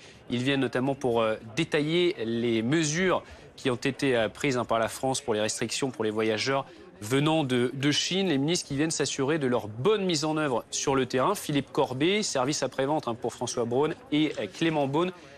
Effectivement, on le disait parce que l'Europe avance en ordre dispersé et la France a détaillé ces mesures. Oui, la France espérait obtenir une réponse coordonnée des 27 États européens. Il y a eu une réunion à Bruxelles jeudi qui n'a pas été, qui a été décevante pour la France, et donc constatant que d'autres pays, notamment l'Allemagne, n'étaient pas très enclins à prendre des mesures rapides, la France a fait comme l'Italie, comme l'Espagne, a pris des mesures de son côté. Alors les mesures françaises vont s'étaler, elles commencent aujourd'hui, mais elles vont s'étaler sur plusieurs jours. À partir d'aujourd'hui, tous ceux qui prennent un vol au départ de Chine pour la France n'ont pas à soumettre un test au départ. En revanche, ils peuvent être soumis à un test à l'arrivée. Donc c'est ce qui va se passer avec ce premier vol arrivé de Pékin. Et à partir du 5 janvier, ils devront présenter un test négatif de moins de 48 heures et signer une attestation sur l'honneur s'engageant à respecter une quarantaine de 7 jours s'ils sont positifs à l'arrivée à Roissy. Donc cette mesure-là sera mise en place dans quelques jours, avant l'ouverture, l'assouplissement des mesures sanitaires par la Chine qui commence le 8 janvier. Ça n'empêchera pas l'arrivée de voyageurs venus de Chine porteurs du virus probablement. Ça n'empêchera probablement pas non plus l'arrivée de nouveaux variants si les nouveaux variants devaient se développer en Chine. Ça permettrait quand même, et c'était important pour les pays européens, de pouvoir séquencer des virus détectés chez des voyageurs venus de Chine pour obtenir des informations sur l'évolution du virus en Chine, puisque le régime chinois à ce stade ne transmet pas à ses partenaires et aux pays de l'OMS ces informations précises. Donc c'est aussi pour ça que ces mesures ont été prises. Et puis il y a une dimension, on le voit bien avec cette visite des deux ministres, ça sert aussi et peut-être d'abord à rassurer les Français, rassurer les Européens qui s'étonnent ou qui s'agacent de voir que on en est maintenant à 3 ans de Covid et que une politique sanitaire chinoise qui a changé en quelques jours peut avoir des conséquences chez nous et peut potentiellement relancer une inquiétude autour du Covid. En tout cas, c'est aussi pour ça que les deux ministres sont présents sur place en ce 1er janvier à l'aéroport de Roissy. Merci Philippe. 1er janvier, vous le disiez, que le ministre de l'Intérieur, Gérald Darmanin, passe, lui, à Mayotte, puisqu'il y est depuis hier et jusqu'à demain. Il va notamment revenir sur la nuit d'hier de la Saint-Sylvestre à Mayotte. Si oui, combien d'interpellations a-t-il eu ? Alors moi d'abord je voudrais remercier les policiers, les gendarmes, les sapeurs-pompiers particulièrement mobilisés pendant cette nuit de la Saint-Sylvestre. J'avais évoqué hier 90 000 policiers et gendarmes mobilisés. C'était un très gros effort fait par le ministère de l'Intérieur, singulièrement en Ile-de-France. Vous avez vu d'ailleurs que sur les Champs-Élysées, il y a eu plus d'1 million de personnes, sans doute d'ailleurs quasiment 2 millions si on prend l'intérieur dans un périmètre assez large des Champs-Élysées et de Paris. Et cela s'est déroulé le mieux possible. Je constate d'ailleurs qu'il n'y a pas eu d'incident notable hier dans toute la France. Nous pouvons constater qu'il y a eu 11% d'interpellations supplémentaires, donc les consignes de fermeté ont été bien appliquées par les préfets, par les policiers, par les gendarmes. Donc il y a à peu près 500 interpellations qui ont eu lieu. Et des moments importants d'ailleurs, soit des gens qui avaient des mortiers, par exemple, qui voulaient tirer sur les forces de l'ordre, ou des personnes qui voulaient mettre le feu à des voitures. Et je pense notamment à des interpellations qu'a pu faire le préfet de police. On aura l'occasion sans doute de voir que ces personnes faisaient des escroqueries aux assurances. Et ça a permis d'ailleurs de constater qu'il y a à peu près 20% de voitures brûlées en moins cette année par rapport à l'année dernière, qui était déjà une année où il y avait eu moins de véhicules brûlés. Et on le doit à la présence très importante des gendarmes, des policiers. C'était d'autant plus vrai à Paris, où après 1h ou 2h du matin, lorsqu'une partie des personnes qui habitaient en banlieue sont retournées par les transports en commun ou par la route, le préfet de police a su, avec les policiers et gendarmes, redéployer le dispositif, qui fait que je crois que les choses se sont passées le mieux possible pour l'ensemble de nos concitoyens. Donc un grand merci à chacune et à chacun des policiers et des gendarmes. Sur Mayotte, sur cette séquence que vous avez faite aujourd'hui, quelles nouvelles annonces pouvez-vous faire après celles que vous avez faites hier, notamment sur la surveillance côtière? On sait qu'il y a eu des drones supplémentaires, des radars aussi. Quelles nouvelles annonces pouvez-vous Alors moi, je suis venu à Mayotte pour faire des annonces en effet pour la sécurité pour nos concitoyens mahorais, mais aussi pour écouter les élus. Et aujourd'hui, je pense qu'en ce 1er jour de l'an, c'est important de dire que Mayotte ce ne sont pas que des questions de sécurité et d'immigration irrégulière. C'est une île absolument magnifique, qui a un potentiel économique et touristique sans doute à nul autre pareil, qui est un de nos outre-mer sur lequel on fonde le plus d'espoir. Et je suis aussi venu dire que dans ce lieu particulier, notamment le sud de l'île de Mayotte, où on vient peu, il y a d'énormes projets, on l'a vu avec les élus, mais aussi des difficultés qui sont liées au réchauffement climatique. Il y a un volcan sous-marin ici qui pose des problèmes d'affaissement du sol et d'inondation. Il y a aussi un trait de côte, c'était l'objet de notre visite ce matin, où on voit que des maisons s'écroulent. Et on voit bien qu'ici, comme ailleurs, le réchauffement climatique vient bousculer les populations, parce que 80% des habitants de Mayotte habitent sur les côtes, et toutes les communes ont un accès à la mer sauf une. Donc on voit bien l'enjeu qu'il y a de protéger ce magnifique littoral et cette magnifique biodiversité. Donc hier était une journée assez régalienne, on va dire, de lutte contre l'immigration irrégulière et la sécurité. Mais aujourd'hui, je voudrais aussi dire qu'il y a des projets touristiques formidables, un potentiel économique extraordinaire, et puis aussi des questions autour de l'environnement. Et en tant que ministre en charge des Outre-mer, je me suis particulièrement intéressé, on l'a vu en Nouvelle-Calédonie, on l'a vu en Guyane, aux questions environnementales. Et avec Jean-François Carinco, nous allons axer l'action du ministère des Outre-mer sur la question du réchauffement climatique pour aider les élus mahorais. J'aurai l'occasion de discuter tout à l'heure avec monsieur le président du conseil départemental pour développer d'ailleurs la mobilité douce, comme on le dit ici à Mayotte, puisque la plupart des gens prennent leur voiture et posent des embouteillages et posent des questions de pollution importantes. Et avec le président du conseil départemental, à la demande du président de la République, nous étudions un projet de transport par le fleuve, par l'eau, par le lagon, qui permet de pouvoir désormais décongestionner l'île de Mayotte, faire des transports absolument pas polluants et en même temps donner un accroissement économique tout en luttant contre le réchauffement climatique. C'était l'objet de ma visite d'aujourd'hui. Sur le sujet des bidonvilles, qui est un sujet d'inquiétude. Regardez le réflexe. Voilà pour la prise de parole donc, du ministre de l'Intérieur Gérald Darmanin depuis Mayotte. Il a donc évoqué la question à Mayotte, des questions de la sécurité notamment, de l'immigration clandestine. Et puis le bilan de la nuit de la Saint-Sylvestre auparavant. Il se satisfait de ce bilan sans incident notable, a dit Gérald Darmanin. Philippe Corbet, il a aussi donné un chiffre, Gérald Darmanin, quasiment 2 millions de personnes sur les Champs-Élysées. Et un peu au-delà quand même. Hein. Oui, on avait déjà été frappé par ce chiffre donné par la préfecture de police au fil de la nuit. 1 million de personnes sur les Champs-Élysées à minuit. C'était donc 2 fois plus que ce qui avait été attendu. C'était un record pour un feu d'artifice du 31 décembre. 1 million de personnes, c'était déjà beaucoup. Et donc le ministre de l'Intérieur complète en disant que si on élargit un peu le périmètre, donc au-delà des Champs-Élysées à proprement parler, 2 millions de personnes ont donc fêté la nouvelle année dans le centre de Paris, dans ce quartier-là. C'est beaucoup. C'est aussi le signe d'un retour à une vie normale ou quasi normale après 3 ans de Covid. Donc c'est plutôt une bonne nouvelle. Les images, vous avez pu voir en direct sur BFM TV, faisaient vraiment plaisir à voir. Mais du coup, on voit bien aussi l'enjeu pour la sécurité. Il y avait 90 000 forces de l'ordre qui étaient mobilisées. Le préfet de police était sur place et le ministre de l'Intérieur vient de donner ce chiffre. Les interpellations en hausse de 11%. Donc ça concerne Paris et la petite couronne.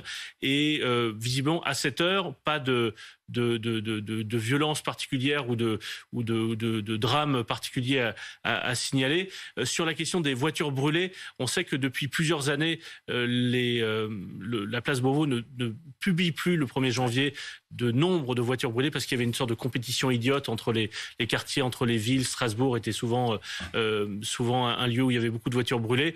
Mais néanmoins, le ministre de l'Intérieur a dit qu'il y avait moins de voitures brûlées que l'année dernière et qui a moins eu 20%. Moins 20%, et que certains ont été pris sur le fait, tentaient de mener des arnaques aux assurances en cette nuit de la Saint-Sylvestre. Donc ce sujet, on n'a pas, mais il donne pas les chiffres exactement. On aimerait bien quand même savoir exactement combien de personnes ont découvert ce matin leur voiture brûlée. Mais néanmoins, visiblement, ce choix du ministère de l'Intérieur depuis plusieurs années de ne plus publier de chiffres a mis fin peut-être à cette compétition un peu idiote qui se développait année après année. En tout cas, merci Philippe Corbet. Un bilan positif de cette soirée de la Saint-Sylvestre, puisque pas d'incident majeur de ce qu'on comprend de cette prise de parole de Gérald Darmanin. L'une des bonnes raisons d'espérer que cette année 2023 commence bien en tout cas. Des raisons d'être optimiste, de positiver. Qu'espèrent justement les Français pour 2023 Célia Juste-Frédéric, on vous retrouve. Vous êtes au marché à Convention dans le 15e arrondissement de Paris. Que demandent-ils ces Français que vous avez rencontrés ce matin ? Alors, il y en a beaucoup qui nous demandent la fin de la guerre en Ukraine, car pour eux c'est vraiment important, c'est un peu l'enjeu de 2023. Ils espèrent aussi une année plus prospère, plus douce pour la plupart d'entre eux sur ce marché. Alors je suis avec Claude et son petit-fils Balthazar, bonjour. En fait... Et qu'est-ce que t'attends toi pour 2023 ? Moi j'aimerais bien avoir une bonne année, mais surtout avec le gaz et l'essence que la Russie nous font payer. Moi, en fait, j'aimerais bien que tout le monde et toute la Terre arrête de payer 200 € en fait, pour une voiture. T'aimerais la fin de la guerre, c'est ça ? Oui, la fin de la guerre. Et comme ça, en fait, tout devient normal. Et toi, qu'est-ce que t'aimerais pour ton année à toi ? Que tout se passe bien. T'as pris des résolutions ? Oui, en fait, comme aider mes parents parfois à faire la vaisselle. Tu vas les tenir ou pas ? Oui. Vous les voyez, même les enfants ici sont concernés par ce sujet, même si bien sûr les résolutions restent assez douces.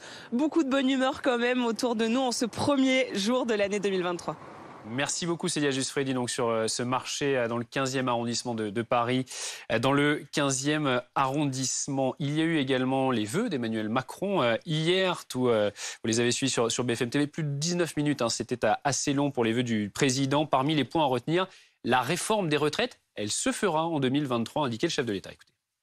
Devra-t-on travailler plus longtemps en 2023 ? Là aussi, comme je m'y suis engagé devant vous, cette année sera en effet celle d'une réforme des retraites qui vise à assurer l'équilibre de notre système pour les années et décennies à venir. Il nous faut travailler davantage. C'est le sens même de la réforme de l'assurance chômage qui a été portée par le gouvernement et votée par le Parlement. C'est aussi le sens de cette réforme sur laquelle le gouvernement, avec les partenaires sociaux et le Parlement, a travaillé dans les mois qui viennent pour finir de mettre en place des nouvelles règles qui s'appliqueront dès la fin de l'été 2023. L'objectif est de consolider notre régime de retraite par répartition qui, sans cela, serait menacé, car nous continuons de financer à crédit. Et on accueille à distance Christophe Barbier, éditorialiste politique BFM TV. Bonne année Christophe. 2023 qui sera l'année de la réforme des retraites. C'est ce qu'a donc confirmé hier dans son allocution le président Emmanuel Macron. Oui, il persiste et il signe. Il en fait même une anaphore, puisque dans la suite de ses vœux, travail et engagement sont des mots qui sont revenus dans la bouche du président pour dire un peu ce qu'il attendait des Français. Et la réforme des retraites va être le coup d'envoi, le signal du départ de cette nouvelle ère où travail et engagement des Français sont censés, comme il l'a dit, refonder un peu le pays, refonder le pacte social. Le président le sait, ça ne va pas passer facilement. Il y aura une mobilisation syndicale, sans doute plus redoutable que la mobilisation politique à l'Assemblée nationale, et sans doute aussi une mobilisation dans la rue. Et de ce premier bras de fer de l'année, ça va se jouer en janvier-février, dépendra non seulement le reste de l'année 2023 pour les réformes, mais le reste du quinquennat. Parce que s'il devait reculer sur cette réforme à cause de la rue, le président de la République ne pourrait plus rien faire de majeur dans la suite de son quinquennat. Et Christophe, le président qui a employé aussi une formule « Soyons une génération de bâtisseurs ». Est-ce qu'il faut y voir un message plus positif en termes de communication politique ? Il a essayé, le président de la République, en montrant ce qui avait été fait et réussi par les Français, par le gouvernement, ce qui restait à faire avec les atouts de la France. Il a essayé d'être positif. Il a essayé de mettre en avant les vertus françaises et les défis qu'il faut relever et que le pays est capable de relever. Néanmoins, malgré la longueur de ses vœux, malgré la détermination, on avait l'impression qu'il manquait un petit peu dans ses vœux un élan, un souffle, un enthousiasme. C'est un président qui n'a pas de majorité absolue à l'Assemblée nationale, qui est fragile dans l'opinion, qui ne peut pas se représenter en 2027, donc il y a un compte à rebours devant lui. Il va lui falloir trouver une énergie supplémentaire par rapport à celle d'hier pour que les bâtisseurs sortent les truelles et aillent sur le chantier avec le sourire. Merci Christophe Barbier pour ce décryptage du discours hier du président à la Nation et pour cette analyse. La nouvelle année qui a débuté en Ukraine, malheureusement, avec de nouvelles explosions à Kiev, dans la capitale. Des missiles russes se sont abattus sur 2 quartiers de la capitale, moins d'1 heure après le passage à la nouvelle année. Nicolas Coadou est notre envoyé spécial dans la région de Kryvyi Rih pour BFM TV.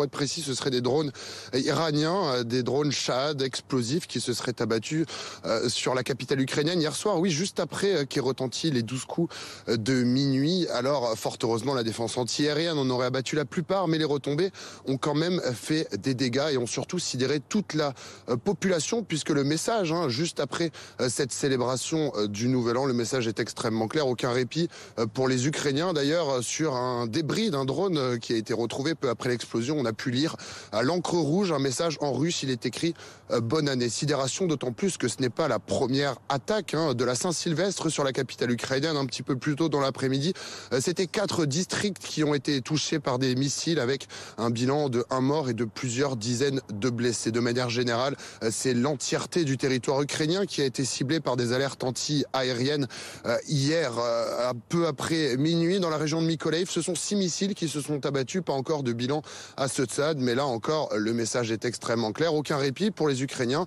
surtout pendant le réveillon du Nouvel An. Bonjour Xavier Titelman, merci d'être avec nous. Ancien aviateur militaire, rédacteur en chef digital de Air et Cosmos. L'Ukraine à nouveau bombardée en ce 1er janvier, comme ce fut le cas déjà hier. Pas de trêve et en plus, on frappe la capitale Kiev. C'est un symbole très fort. Même dans la nuit du 24 au 25 décembre, il n'y a jamais eu de pause de ce côté-là. Oui, ils visent de toute façon systématiquement Kiev. Là, il y aurait quelques zones, c'est plutôt des zones résidentielles a priori. C'est-à-dire qu'il n'y aurait pas d'installation des infrastructures qui sont aujourd'hui quand même bien protégées, qui auraient été touchées cette fois-ci. Donc c'est peut-être des drones qui se sont perdus, des drones qui ont été abattus. Il faut savoir que les fameux drones iraniens, les Shahed 136, a priori, l'Ukraine revendique en avoir abattu 45 cette nuit. Donc il y en aurait peut-être quelques-uns qui seraient passés. Mais ces petits drones, en réalité, il faut des systèmes de défense aérienne qui ont une portée d'à peine quelques kilomètres parce qu'ils sont principalement abattus avec des sortes de gros canons, comme par exemple les guépards allemands. Et pour ça, il faut en avoir réellement des dizaines et des dizaines qui sont partout pour construire des murs. Donc plutôt que de construire des murs parce que les Ukrainiens n'en ont pas assez, ils vont protéger des sites plutôt sensibles. Et donc ces drones, si on vise sur des endroits qui n'ont rien de sensible, par exemple des habitations, eh bien parfois c'est pas protégé et malheureusement pour les Ukrainiens, ça va passer. Ce conflit, il a démarré il y a plus de 10 mois maintenant. Le pays continuera de se battre jusqu'à la victoire. C'est ce qu'a affirmé hier dans son discours, dans ses vœux aux Ukrainiens, le président Zelensky. Où en sont les forces aujourd'hui sur le terrain? Où en est ce conflit à l'heure actuelle? Ça dépend des zones. Alors, les offensives sur Bakhmout de la Russie sont aujourd'hui clairement officiellement un échec. Les Ukrainiens ont repris en 2 jours tout ce que les Russes avaient pris en 2 mois, donc ils n'arrivent pas à avancer. Et en plus, ils ont gaspillé vraiment énormément de ressources avec des milliers de morts. Dans les 2 camps, ça a été très très difficile. Mais le camp qui lance des offensives et qui sont des échecs, évidemment, c'est pire pour lui. Donc la Russie a perdu plus d'hommes dans la région. Plus au nord, ça avance un petit peu. Les Ukrainiens ont repris 2 villes autour de Kremina. Donc a priori, l'état-major russe a quitté la ville, s'est retiré en vue certainement d'un repli pour éviter des catastrophes et un effondrement total, comme on a pu le voir par le passé pour Liman. Donc globalement, les Russes n'arrivent plus à avancer et les Ukrainiens ont toujours l'avantage en certaines zones. Mais les grandes offensives ne seront toujours pas possibles tant que le sol ne sera pas gelé. Et c'est comme en France, malheureusement, pour les militaires ukrainiens. Il fait toujours des températures très douces, entre 0 et 2 degrés. Donc le sol ne gèle pas. Et donc ce sont des offensives très limitées, principalement à pied, qui ne permettent pas de lancer des dizaines et des dizaines de chars sur des dizaines de kilomètres, comme on a pu le voir en septembre ou octobre. Merci beaucoup Xavier Titelman d'avoir été avec nous en direct dans le live BFM. Tout de suite, c'est votre chronique Cuisine est faite avec Philippe Toinard. Et on parle détox en ce 1er janvier. Votre programme avec Pandati, thé et infusion bien-être. Une gamme bio à base de plantes 100% naturelles. À découvrir sur pandati.fr et en pharmacie.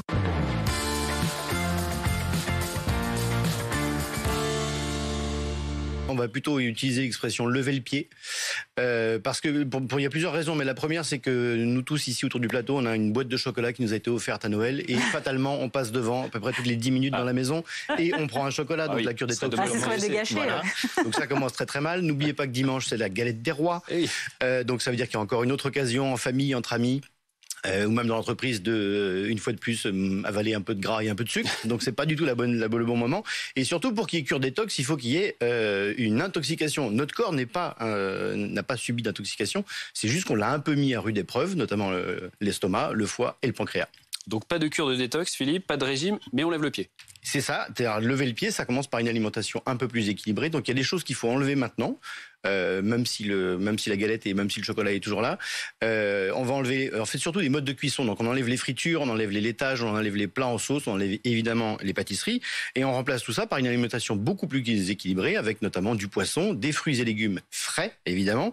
Vous avez aussi des viandes blanches que vous pouvez utiliser et surtout profiter de ce moment pour remettre dans votre alimentation quelque chose qu'on ne met pas beaucoup dans l'année, ce sont les légumineuses.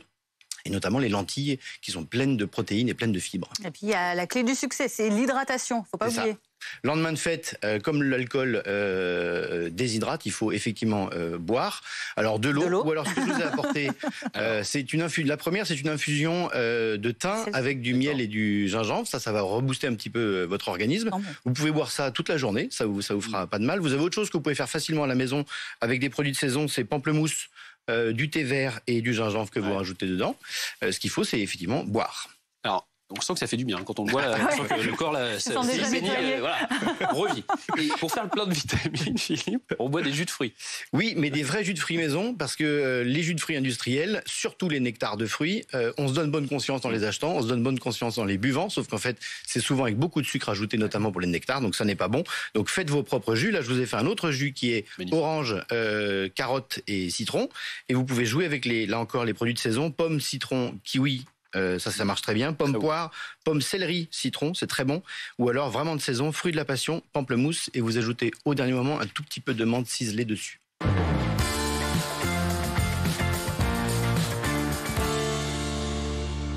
C'était votre programme avec Pandati, thé et infusion bien-être. Une gamme bio à base de plantes 100% naturelles. À découvrir sur pandati.fr et en forme. Allez, on continue. Essayez d'esquiver. Allez, on y va. Hop. Regarde, un petit, ça va rentrer. Allez, on continue. On lâche pas, on continue.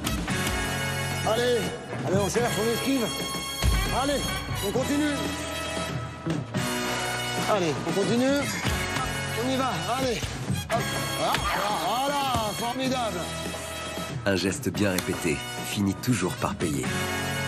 Allez, on continue. La protection apportée par le vaccin contre le Covid-19 diminue avec le temps. Continuons la vaccination.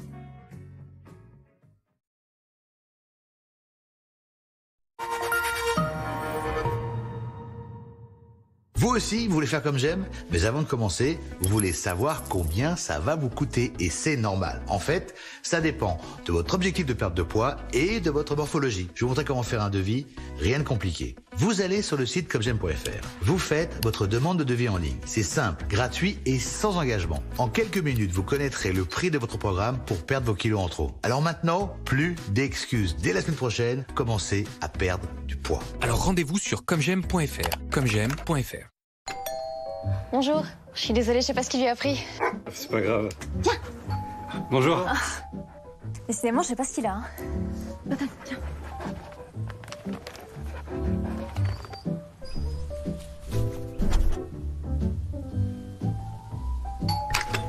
Il a recommencé. Je sais plus quoi faire. Un café peut-être? On a tous une bonne raison de choisir les croquettes Ultra Premium Direct. Saines et savoureuses, fabriquées sans céréales et à prix juste. Commandez sur ultrapremiumdirect.com.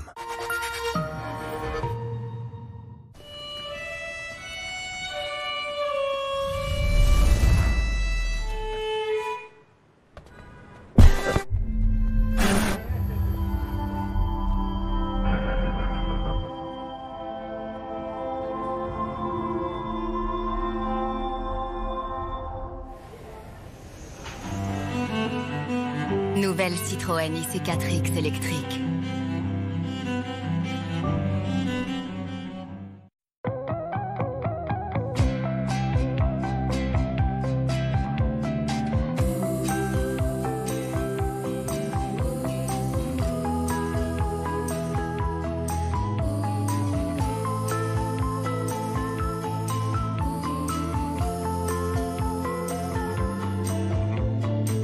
Parce que votre chien fait partie de la famille, assurez-le. SantéVet, leader de l'assurance santé animale. Faites un devis gratuit sur santévet.com.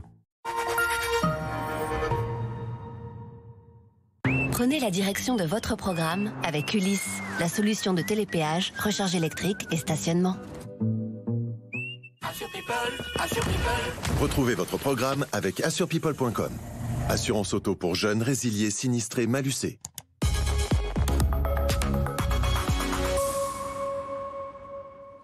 Le trafic pour ce premier jour de l'année, c'est orange dans le sens des retours. Vous le voyez sur une large partie est du pays. En Rhône-Alpes aussi, pour les retours des stations de ski. Soyez très prudents si vous devez prendre le volant ce dimanche. Dans 8 secondes, vous êtes arrivés. C'était votre programme avec Ulysse, la solution de télépéage, recharge électrique et stationnement. C'était votre programme avec AssurePeople.com. Assurance auto pour jeunes, résiliés, sinistrés, malucés. La météo. Votre programme avec Pandati, thé et infusion bien-être pour toute la famille. Une gamme détox et minceur à base de plantes 100% naturelles. Plus d'infos sur pandati.fr. Retrouvez votre programme avec Céleste. La connexion Internet par fibre optique dédiée à votre entreprise. La météo avec Groupe Verlaine. Solution de centrale photovoltaïque avec option de stockage pour profiter de la lumière, même en cas de coupure.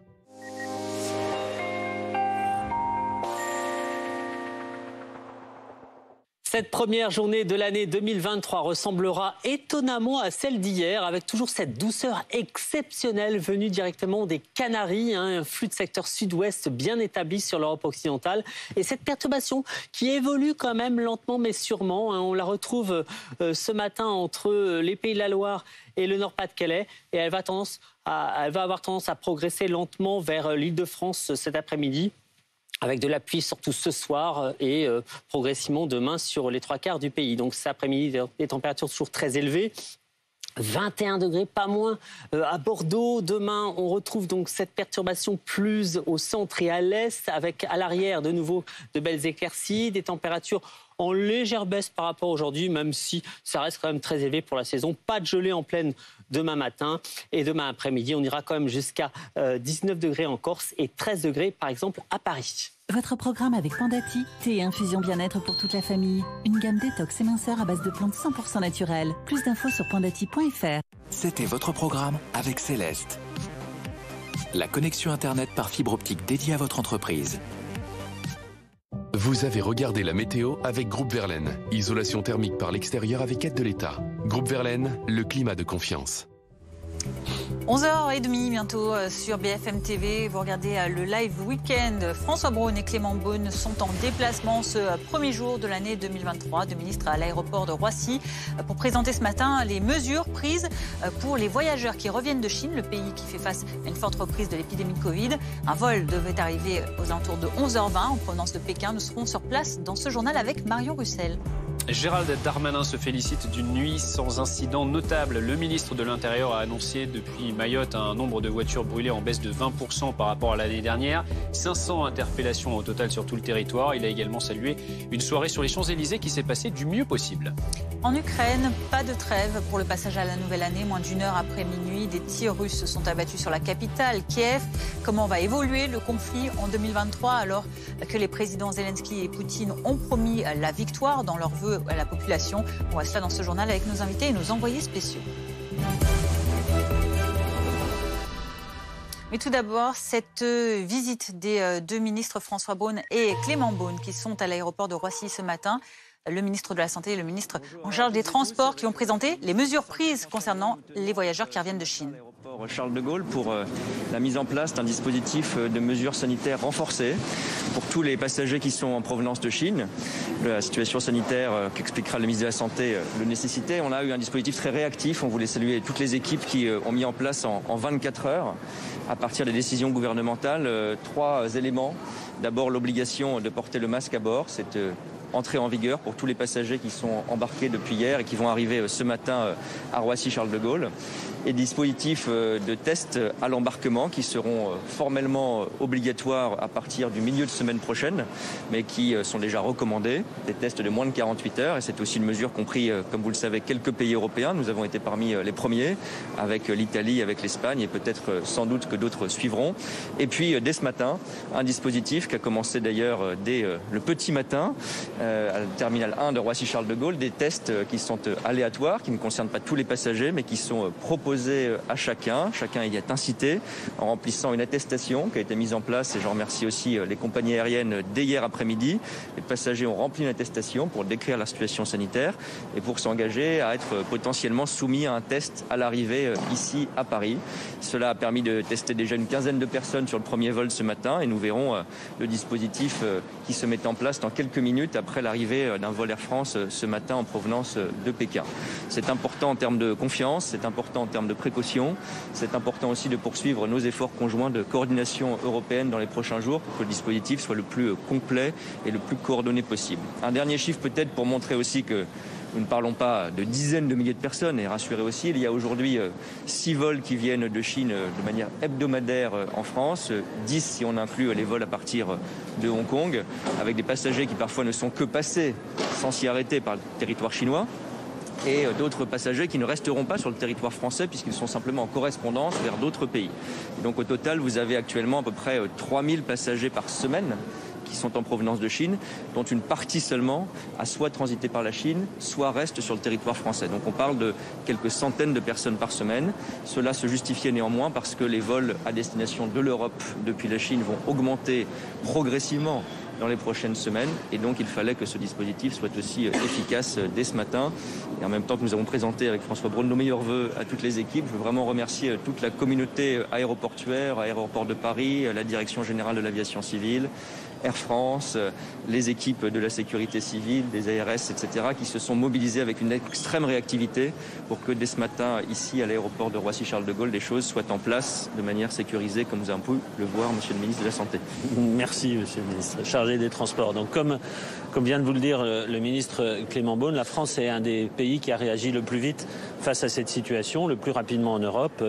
Sur demande du président de la République, dès que la situation a commencé à être critique en Chine avec une explosion du nombre de cas Covid, il a demandé au gouvernement de mettre en place ce système, de réactiver ce système. Alors ce système est là bien sûr dans une logique de protéger les Français de l'émergence possible d'un nouveau variant vu le nombre de cas qu'il y a en Chine.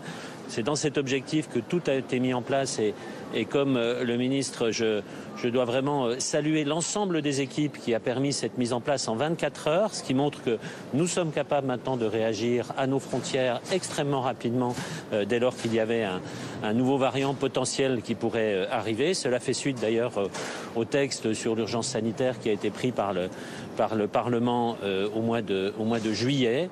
Donc ce dispositif, il permet, de vérifier que les gens, avant de monter dans l'avion, vont avoir eu un test disant qu'ils sont négatifs pour pouvoir monter dans l'avion. Le port du masque dans l'avion, ça a été dit. Et bien sûr, ce contrôle à l'arrivée, qui n'est pas un contrôle qui empêcherait des citoyens de rentrer sur notre territoire, mais qui est un contrôle plus scientifique, qui va nous permettre de suivre de façon extrêmement précise les différents variants. Ce sont essentiellement des variants Omicron qu'il y a actuellement en Chine. Les Italiens ont testé il y a 2 jours l'ensemble d'un avion et on peut dire que les variants identifiés sont des variants qui pour l'instant sont connus sur le sol français et que nous croisons entre guillemets tous les jours. Donc bien insister sur toujours ces mesures de protection, je crois que c'est ça qui est essentiel. Mesures de protection dès que nous sommes dans des endroits confinés avec beaucoup de personnes. La vaccination, j'insiste encore, il est toujours temps bien sûr de se faire vacciner contre le Covid, contre la grippe. Mais le dispositif que nous avons ici est un dispositif souple, extrêmement réactif, qui permet de vérifier donc sur les passagers qui arrivent de Chine, s'ils sont positifs bien sûr, mais surtout s'ils sont positifs, quel est le variant et qui va nous permettre de suivre finalement à distance cette épidémie en Chine, identification des variants et nous avons une discussion au niveau européen dans la semaine pour harmoniser ce modèle de prise en charge au niveau européen. Vous le savez, les Espagnols, les Italiens ont déjà pris ces mesures, les Américains aussi, mais nous allons, en tout cas la France va pousser cette méthodologie pour que ce soit pris sur l'ensemble des pays de l'Union européenne. On va prendre 4 questions, allez-y. À partir du 8 janvier, les vols vont augmenter en provenance de la Chine. Est-ce que vous allez grossir les centres de dépistage ? Là, vous avez déjà un centre de dépistage qui permet de traiter une centaine de personnes à l'heure, ce qui est un très très bon chiffre. Bien entendu, il y a la possibilité d'augmenter cette capacité si c'était nécessaire. C'est sur le fait que le nombre de vols, j'ai dit qu'il était de 6 par semaine actuellement, 10 si on inclut la provenance de Hong Kong, va augmenter mais progressivement. Et d'ici début février, on considère que c'est à peu près 5 à 600 passagers supplémentaires par semaine qui seront présents sur le territoire. C'est une indication, c'est une estimation, donc ça se fait progressivement. Ça n'est pas une augmentation massive du nombre de passagers. Et comme l'a dit le ministre de la Santé, nous avons déjà un dispositif important qui permet de contrôler beaucoup de personnes rapidement. Et s'il le faut, nous avons prouvé que c'était le cas et toutes les équipes avec ces dernières heures. Nous le ferons grossir si nécessaire, mais aujourd'hui il est déjà important, efficace et prêt à fonctionner. Que se passe-t-il pour les touristes positifs? Pour les, pardon? Les touristes positifs qui viendraient de Chine. Les touristes positifs. Que se passe-t-il pour les touristes positifs qui viennent de Chine? Ah, pardon. Avec le masque, c'était compliqué. Les touristes positifs, ils ont toutes les consignes, bien sûr, pour leur isolement. On ne les empêche pas de rentrer sur le territoire, mais ils ont les consignes d'isolement. Ils sont identifiés, on peut les rappeler. Alors, soit des gens sont positifs avant de prendre l'avion, dans ce cas-là, ils ne montent pas dans l'avion. Soit ils sont testés positifs ici et on les recontacte. On a tout un système qui a été mis en place pour pouvoir les identifier, savoir où elles vont être. On les recontacte, on leur donne les informations, les consignes d'isolement, les 7 jours habituels, comme pour toute personne qui est sur le territoire français. Bien entendu, s'ils sont positifs avec un variant qu'on ne connaîtrait pas, un nouveau variant, là on va être amené à les surveiller de beaucoup plus près. Les mesures sont prévues jusqu'au 31 janvier. Est-ce qu'il sera prévu de les prolonger Vous savez, depuis le début de cette épidémie, c'est l'humidité qui doit être la règle, c'est-à-dire qu'on s'adapte au jour le jour. On a vu la très rapide adaptation. La Première ministre a pris un décret extrêmement rapide qui nous permet justement ces mesures sur une période définie, donc d'1 mois. Si on doit les prolonger, elles seront prolongées. Une dernière question. Aléatoirement Là, on a assez peu de personnes qui arrivent et qui vont rester sur le territoire français, donc on va tester le plus possible, sachant que sur un avion, s'il était plein, on partirait plutôt sur 1/3 de l'ensemble de l'avion qui serait testé. Après, les modalités de ces tests aléatoires, ça peut être un certain nombre de personnes dans un avion, ça peut être un avion complet sur la semaine, donc on va mettre en place ce côté aléatoire dans les 2 jours qui viennent. Merci beaucoup. Merci. Dans les aéroports, il n'y a pas de test dans les gares. Vous pouvez atterrir à Amsterdam, prendre un train pour Paris. C'est là. Oui, c'est bien l'intérêt. Pour laquelle il faut coordonner au niveau européen. Voilà.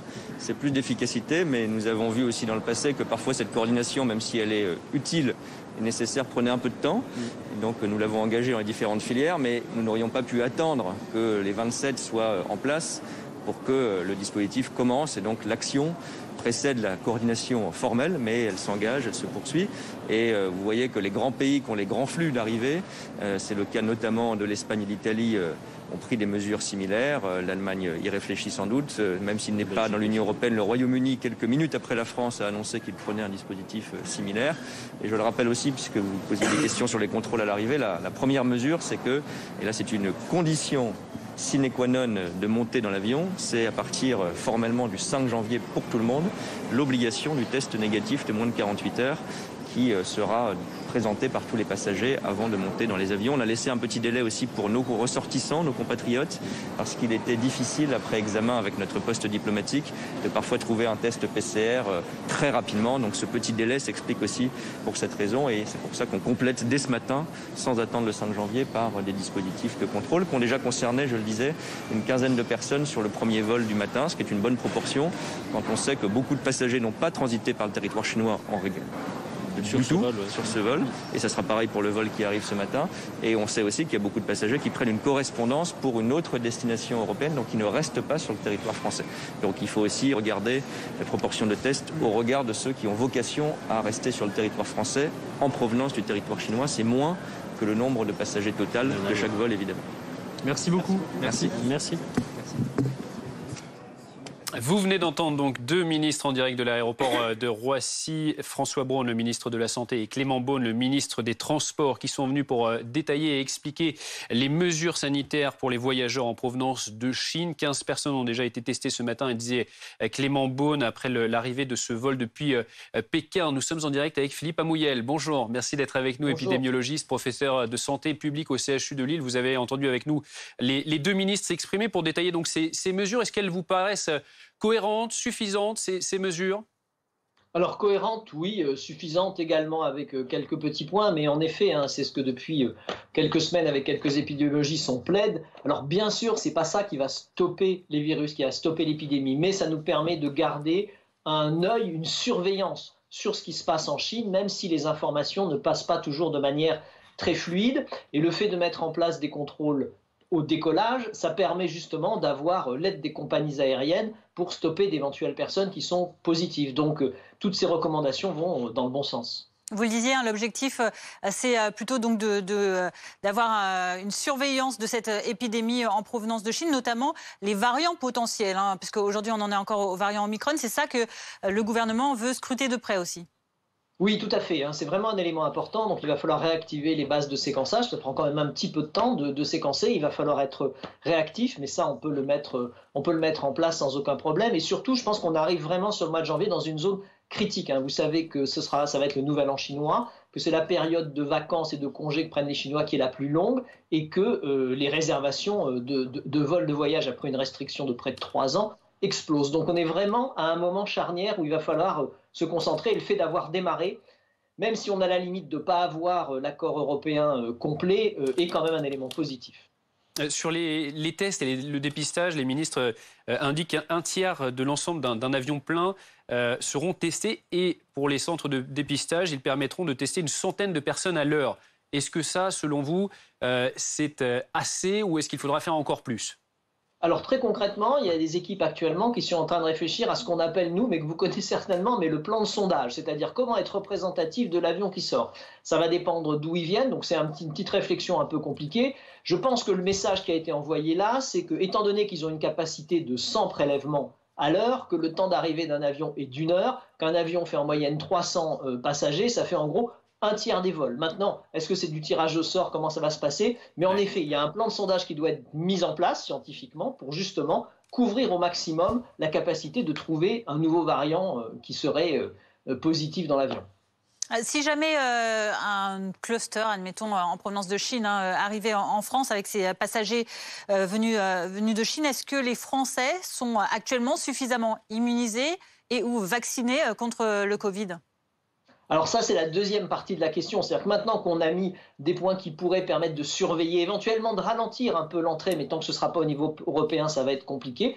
Ce qu'il faut maintenant, c'est préparer la population. Ce qui est important dans toutes ces mesures de prévention, c'est l'anticipation. Là, la France a bien joué à anticiper par rapport aux frontières avant que l'ouverture du 8 janvier se fasse, c'est un bon point. Maintenant, il faut anticiper qu'éventuellement un variant pourrait venir, hein, ce qui est très très loin d'être exclu, et donc protéger la population. Donc on a grosso modo le temps qu'il arrive, le temps que ça se mette en place et que ça diffuse, 3 à 4 semaines pour relancer la vaccination de manière importante chez les plus fragiles, en profiter en plus, ça c'est une parenthèse pour vacciner les gens contre la grippe, et relancer de la communication autour des mesures barrières et des gestes barrières qui a disparu. Donc il faut réinsister là-dessus, ça peut durer 1 mois et c'est vraiment un enjeu important et on aura bouclé finalement le bouclier de protection nécessaire. Merci beaucoup Philippe Amouyel d'avoir été avec nous en direct dans le live week-end. On revient également ce 1er janvier sur cette soirée hier Paris qui a renoué avec la tradition des grands spectacles. Sur les Champs-Élysées, vous l'avez vécu avec nous en direct sur BFM TV, c'était vraiment assez incroyable, grandiose. Plus d'1 million de personnes qui étaient réunies sur les champs. Le double dans un périmètre plus large, a indiqué Gérald Darmanin tout à l'heure depuis Mayotte. Le ministre de l'Intérieur qui a adressé un bilan plutôt positif de cette nuit de la Saint-Sylvestre. Écoutez. Plus d'1 million de personnes, sans doute d'ailleurs quasiment 2 millions si on prend l'intérieur dans un périmètre assez large des Champs-Élysées et de Paris. Et cela s'est déroulé le mieux possible. Je constate d'ailleurs qu'il n'y a pas eu d'incident notable hier dans toute la France. Nous pouvons constater qu'il y a eu 11% d'interpellations supplémentaires, donc les consignes de fermeté ont été bien appliquées par les préfets, par les policiers, par les gendarmes. Donc il y a à peu près 500 interpellations qui ont eu lieu. Et des moments importants d'ailleurs, soit des gens qui avaient des mortiers par exemple, qui voulaient tirer sur les forces de l'ordre, ou des personnes qui voulaient mettre le feu à des voitures. Et ça permet d'ailleurs de constater qu'il y a à peu près 20% de voitures brûlées en moins cette année par rapport à l'année dernière, qui était déjà une année où il y avait le moins de véhicules brûlés. Et on le doit à la présence très importante des gendarmes, des policiers. Pas d'incident majeur donc en France pour cette nuit de la Saint-Sylvestre. En revanche, en Ukraine, après les vœux de Volodymyr Zelensky qui promettent la victoire en 2023, c'est une nouvelle année qui rapidement commence sous les bombes. Dans les villes régulièrement visées par les frappes russes, l'ambiance festive a tout de même été recréée. Comme à Kharkiv, vous allez le voir, où des enfants ont célébré la nouvelle année dans une station de métro de la ville. Nicolas Coadou, Alizé Boissin avec Clément Gauvin. Alors que la sirène d'alerte retentit en plein cœur de la nuit, le passage à la nouvelle année se célèbre dans l'une des stations de métro de la ville pour les habitants de Kharkiv. Une soirée rythmée par des spectacles de chant et de danse pour retrouver un esprit de fête et les yeux émerveillés des enfants. J'espère que cette soirée est amusante pour tout le monde et que la musique résonne dans tous les coins. Une station de métro où guirlandes et sapins de Noël recréent une parenthèse festive et enchantée dans un quotidien marqué depuis des mois par la terreur des bombardements. Il faut créer soi-même une ambiance de fête et surtout faire des vacances pour ses enfants. C'est pour cela qu'on a décoré le sapin de Noël. Et pour cette nouvelle année, ils sont nombreux comme Maria à n'avoir qu'un seul souhait. Le soir du Nouvel An, nous souhaitons la victoire et un ciel paisible sur toute l'Ukraine. Quelques heures plus tôt, un bombardement russe avait touché un village voisin, faisant de morts et ne laissant aucun moment de répit aux habitants.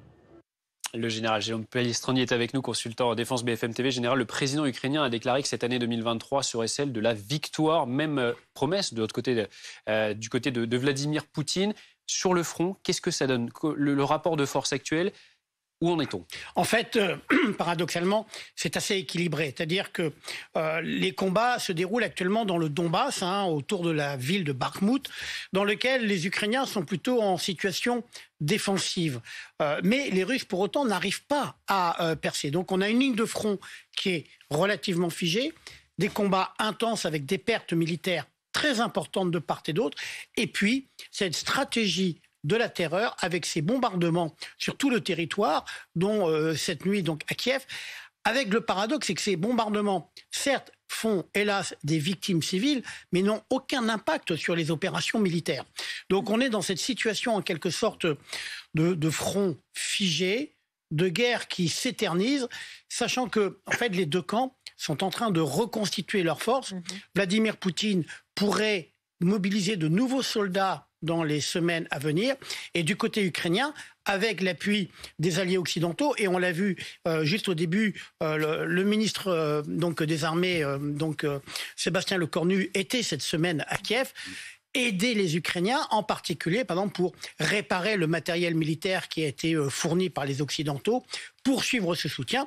Et d'ailleurs, comme l'a rappelé hier soir le président Emmanuel Macron durant ses vœux, en disant qu'il fallait aider l'Ukraine jusqu'à la victoire, cela signifie la défaite de la Russie de Vladimir Poutine. C'est ce que j'allais vous demander. Hier, le président s'est adressé aux Français, mais également aux Ukrainiens, en les assurant que la victoire viendrait grâce notamment à l'appui de l'Europe et en particulier de la France. Qu'est-ce que concrètement la France prévoit ces prochains mois, par exemple, d'envoyer en Ukraine ? C'était le but de la visite de Sébastien Lecornu cette semaine à Kiev, où il a rencontré son homologue ukrainien, mais aussi le président Volodymyr Zelensky, poursuivre l'aide militaire à l'Ukraine, par exemple à travers la formation de militaires ukrainiens en France ou en Pologne, poursuivre l'envoi d'équipements militaires en fonction des besoins. Par exemple, les Ukrainiens ont besoin de ponts flottants parce que de nombreux ponts ont été détruits. Donc cela va se faire dans la durée parce qu'il faut l'admettre, la guerre va durer encore de nombreuses semaines, voire de nombreux mois.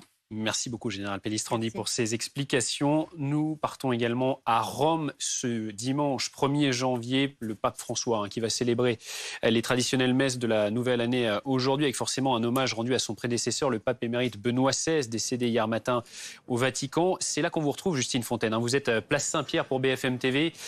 Justine, 2 messes sont prévues aujourd'hui, alors que se préparent les obsèques inédites de Benoît XVI, on le rappelle, prévues jeudi. Oui, à 11h56 va démarrer précisément la prière de l'Angélus, une prière récitée par le pape François devant des centaines de milliers de fidèles et de touristes qui se sont rassemblés sur la place Saint-Pierre. Alors effectivement, nous verrons comment le pape François a décidé de rendre hommage à son prédécesseur. Il lui a déjà rendu un premier hommage hier lors d'une célébration. Il a expliqué se souvenir d'une personne noble, d'une personne gentille. Et c'est aussi le souvenir que gardent les catholiques que nous avons rencontrés ce matin au pied de la basilique Saint-Pierre. Je vous propose de les écouter, d'écouter leur émotion au micro d'Hugo Dorsemène. Il a été un pape très aimé et on se sent triste et on va prier pour lui, bien sûr. On est un peu triste parce qu'on devait fêter le Nouvel An dans la joie et puis on apprend la disparition de Benoît XVI la veille du Nouvel An. Donc on est un peu choqués. C'était un pape très discret, moins médiatique, moins populaire que d'autres, qui sont plus sympathiques peut-être. Mais c'était un pape, dans sa discrétion, très intelligent, qui avait un très bon sens des choses, de ce qui est la foi. La dépouille du pape émérite Benoît XVI repose dans un monastère, le monastère dans lequel il résidait depuis sa renonciation à ses fonctions en 2013, un monastère derrière la basilique Saint-Pierre dans les jardins du Vatican. Alors aucune visite officielle, aucune prière publique n'est prévue, mais à partir de jeudi matin, la dépouille de Benoît XVI sera exposée dans la basilique Saint-Pierre. Les fidèles pourront donc venir se recueillir pendant 3 jours et puis jeudi à 9h30, les obsèques du pape Benoît XVI seront donc célébrés ici sur la place Saint-Pierre, des obsèques présidées par le pape François, et la ville de Rome attend 50 à 60 000 personnes pour l'événement. Merci pour ces précisions, Justine, sur place avec Hugo Dorsemène. Tout de suite, l'écho. Votre programme avec Fortunéo, expert de la bourse en ligne depuis plus de 20 ans.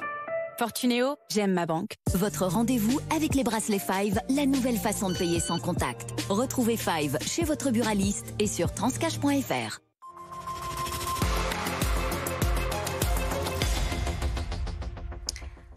Et on parle des changements traditionnels du 1er janvier. Il y a toujours les bonnes et les moins bonnes nouvelles, on va dire. Et parmi elles, il y a la hausse des tarifs au péage, Sandra Gandouin. Oui, c'est un tarif revu tous les ans au mois de février en fonction d'une formule liée au taux d'inflation. Début décembre, le ministère des Transports a donc annoncé la couleur. Une augmentation moyenne de 4,75% est attendue sur les tarifs de péage pour les véhicules. Il s'agit d'une moyenne parce que certains tronçons pourraient bien connaître des hausses supérieures.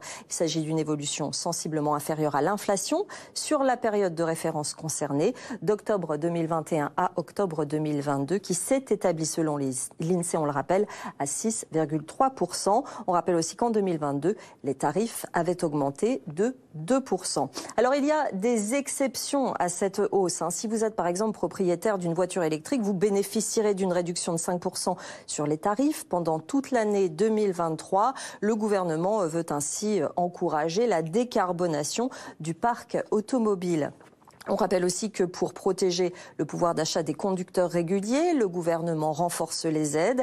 Ces automobilistes disposant d'un badge télépéage pourront bénéficier d'une augmentation de leur ristourne. Elle passera de 30 à 40%. Alors la question des profits des exploitants d'autoroutes est très régulièrement pointée du doigt par les associations de défense des consommateurs. Sachez que d'après les estimations du cabinet Asterès, les Français ont dépensé en moyenne 135 € pour les péages autoroutiers sur l'année 2022. C'était votre programme avec Fortunéo, expert de la bourse en ligne depuis plus de 20 ans. Fortunéo, j'aime ma banque. C'était votre rendez-vous avec les bracelets Five, la nouvelle façon de payer sans contact. Retrouvez Five chez votre buraliste et sur transcash.fr. On parle de culture tout de suite, ça va swinguer pour ce début d'année, pour ne rien vous cacher. Si vous cherchez des idées de spectacle, eh bien les claquettes retrouvent leur lettre de noblesse. Popularisée par des films comme Chantons sous la pluie, 2 spectacles remettent à l'honneur ce style de danse originaire d'Irlande. Fanny nous fait une démonstration juste après. Nicolas Béard, Edouard Bonamour. Retrouvez votre programme avec Céleste. La connexion Internet par fibre optique dédiée à votre entreprise. Votre rendez-vous avec les bracelets Five, la nouvelle façon de payer sans contact. Retrouvez Five chez votre buraliste et sur transcash.fr. Le rideau se lève à peine.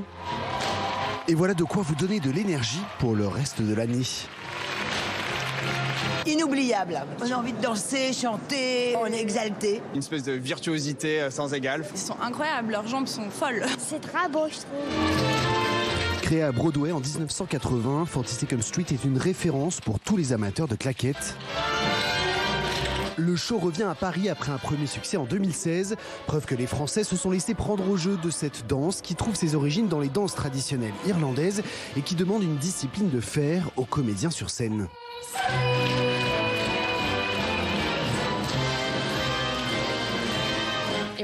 Ça demande un très haut niveau de concentration pour chanter, danser et jouer en même temps.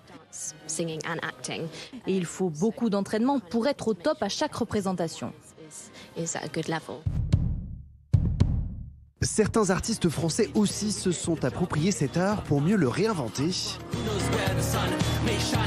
C'est le cas dans Stories, l'histoire d'un jeune acteur prisonnier du film dans lequel il joue. Redonner leur lettre de noblesse aux claquettes, mais c'était aussi de les emmener ailleurs en fait. C'était de les emmener dans quelque chose de plus brutal, de plus actuel. Résultat, un show moderne qui prouve que quand il s'agit de rivaliser avec les plus grands spectacles de danse, les claquettes n'ont pas dit leur dernier mot. C'était votre programme avec Céleste. La connexion Internet par fibre optique dédiée à votre entreprise. C'était votre rendez-vous avec les bracelets Five, la nouvelle façon de payer sans contact. Retrouvez Five chez votre buraliste et sur transcash.fr. Bon, Benjamin, c'est vraiment parce que je n'ai pas les bonnes chaussures que je ne fais pas de claquettes. Hein. C'est dommage. Vous auriez les droits. Quelque chose. Allez, la météo. Votre programme.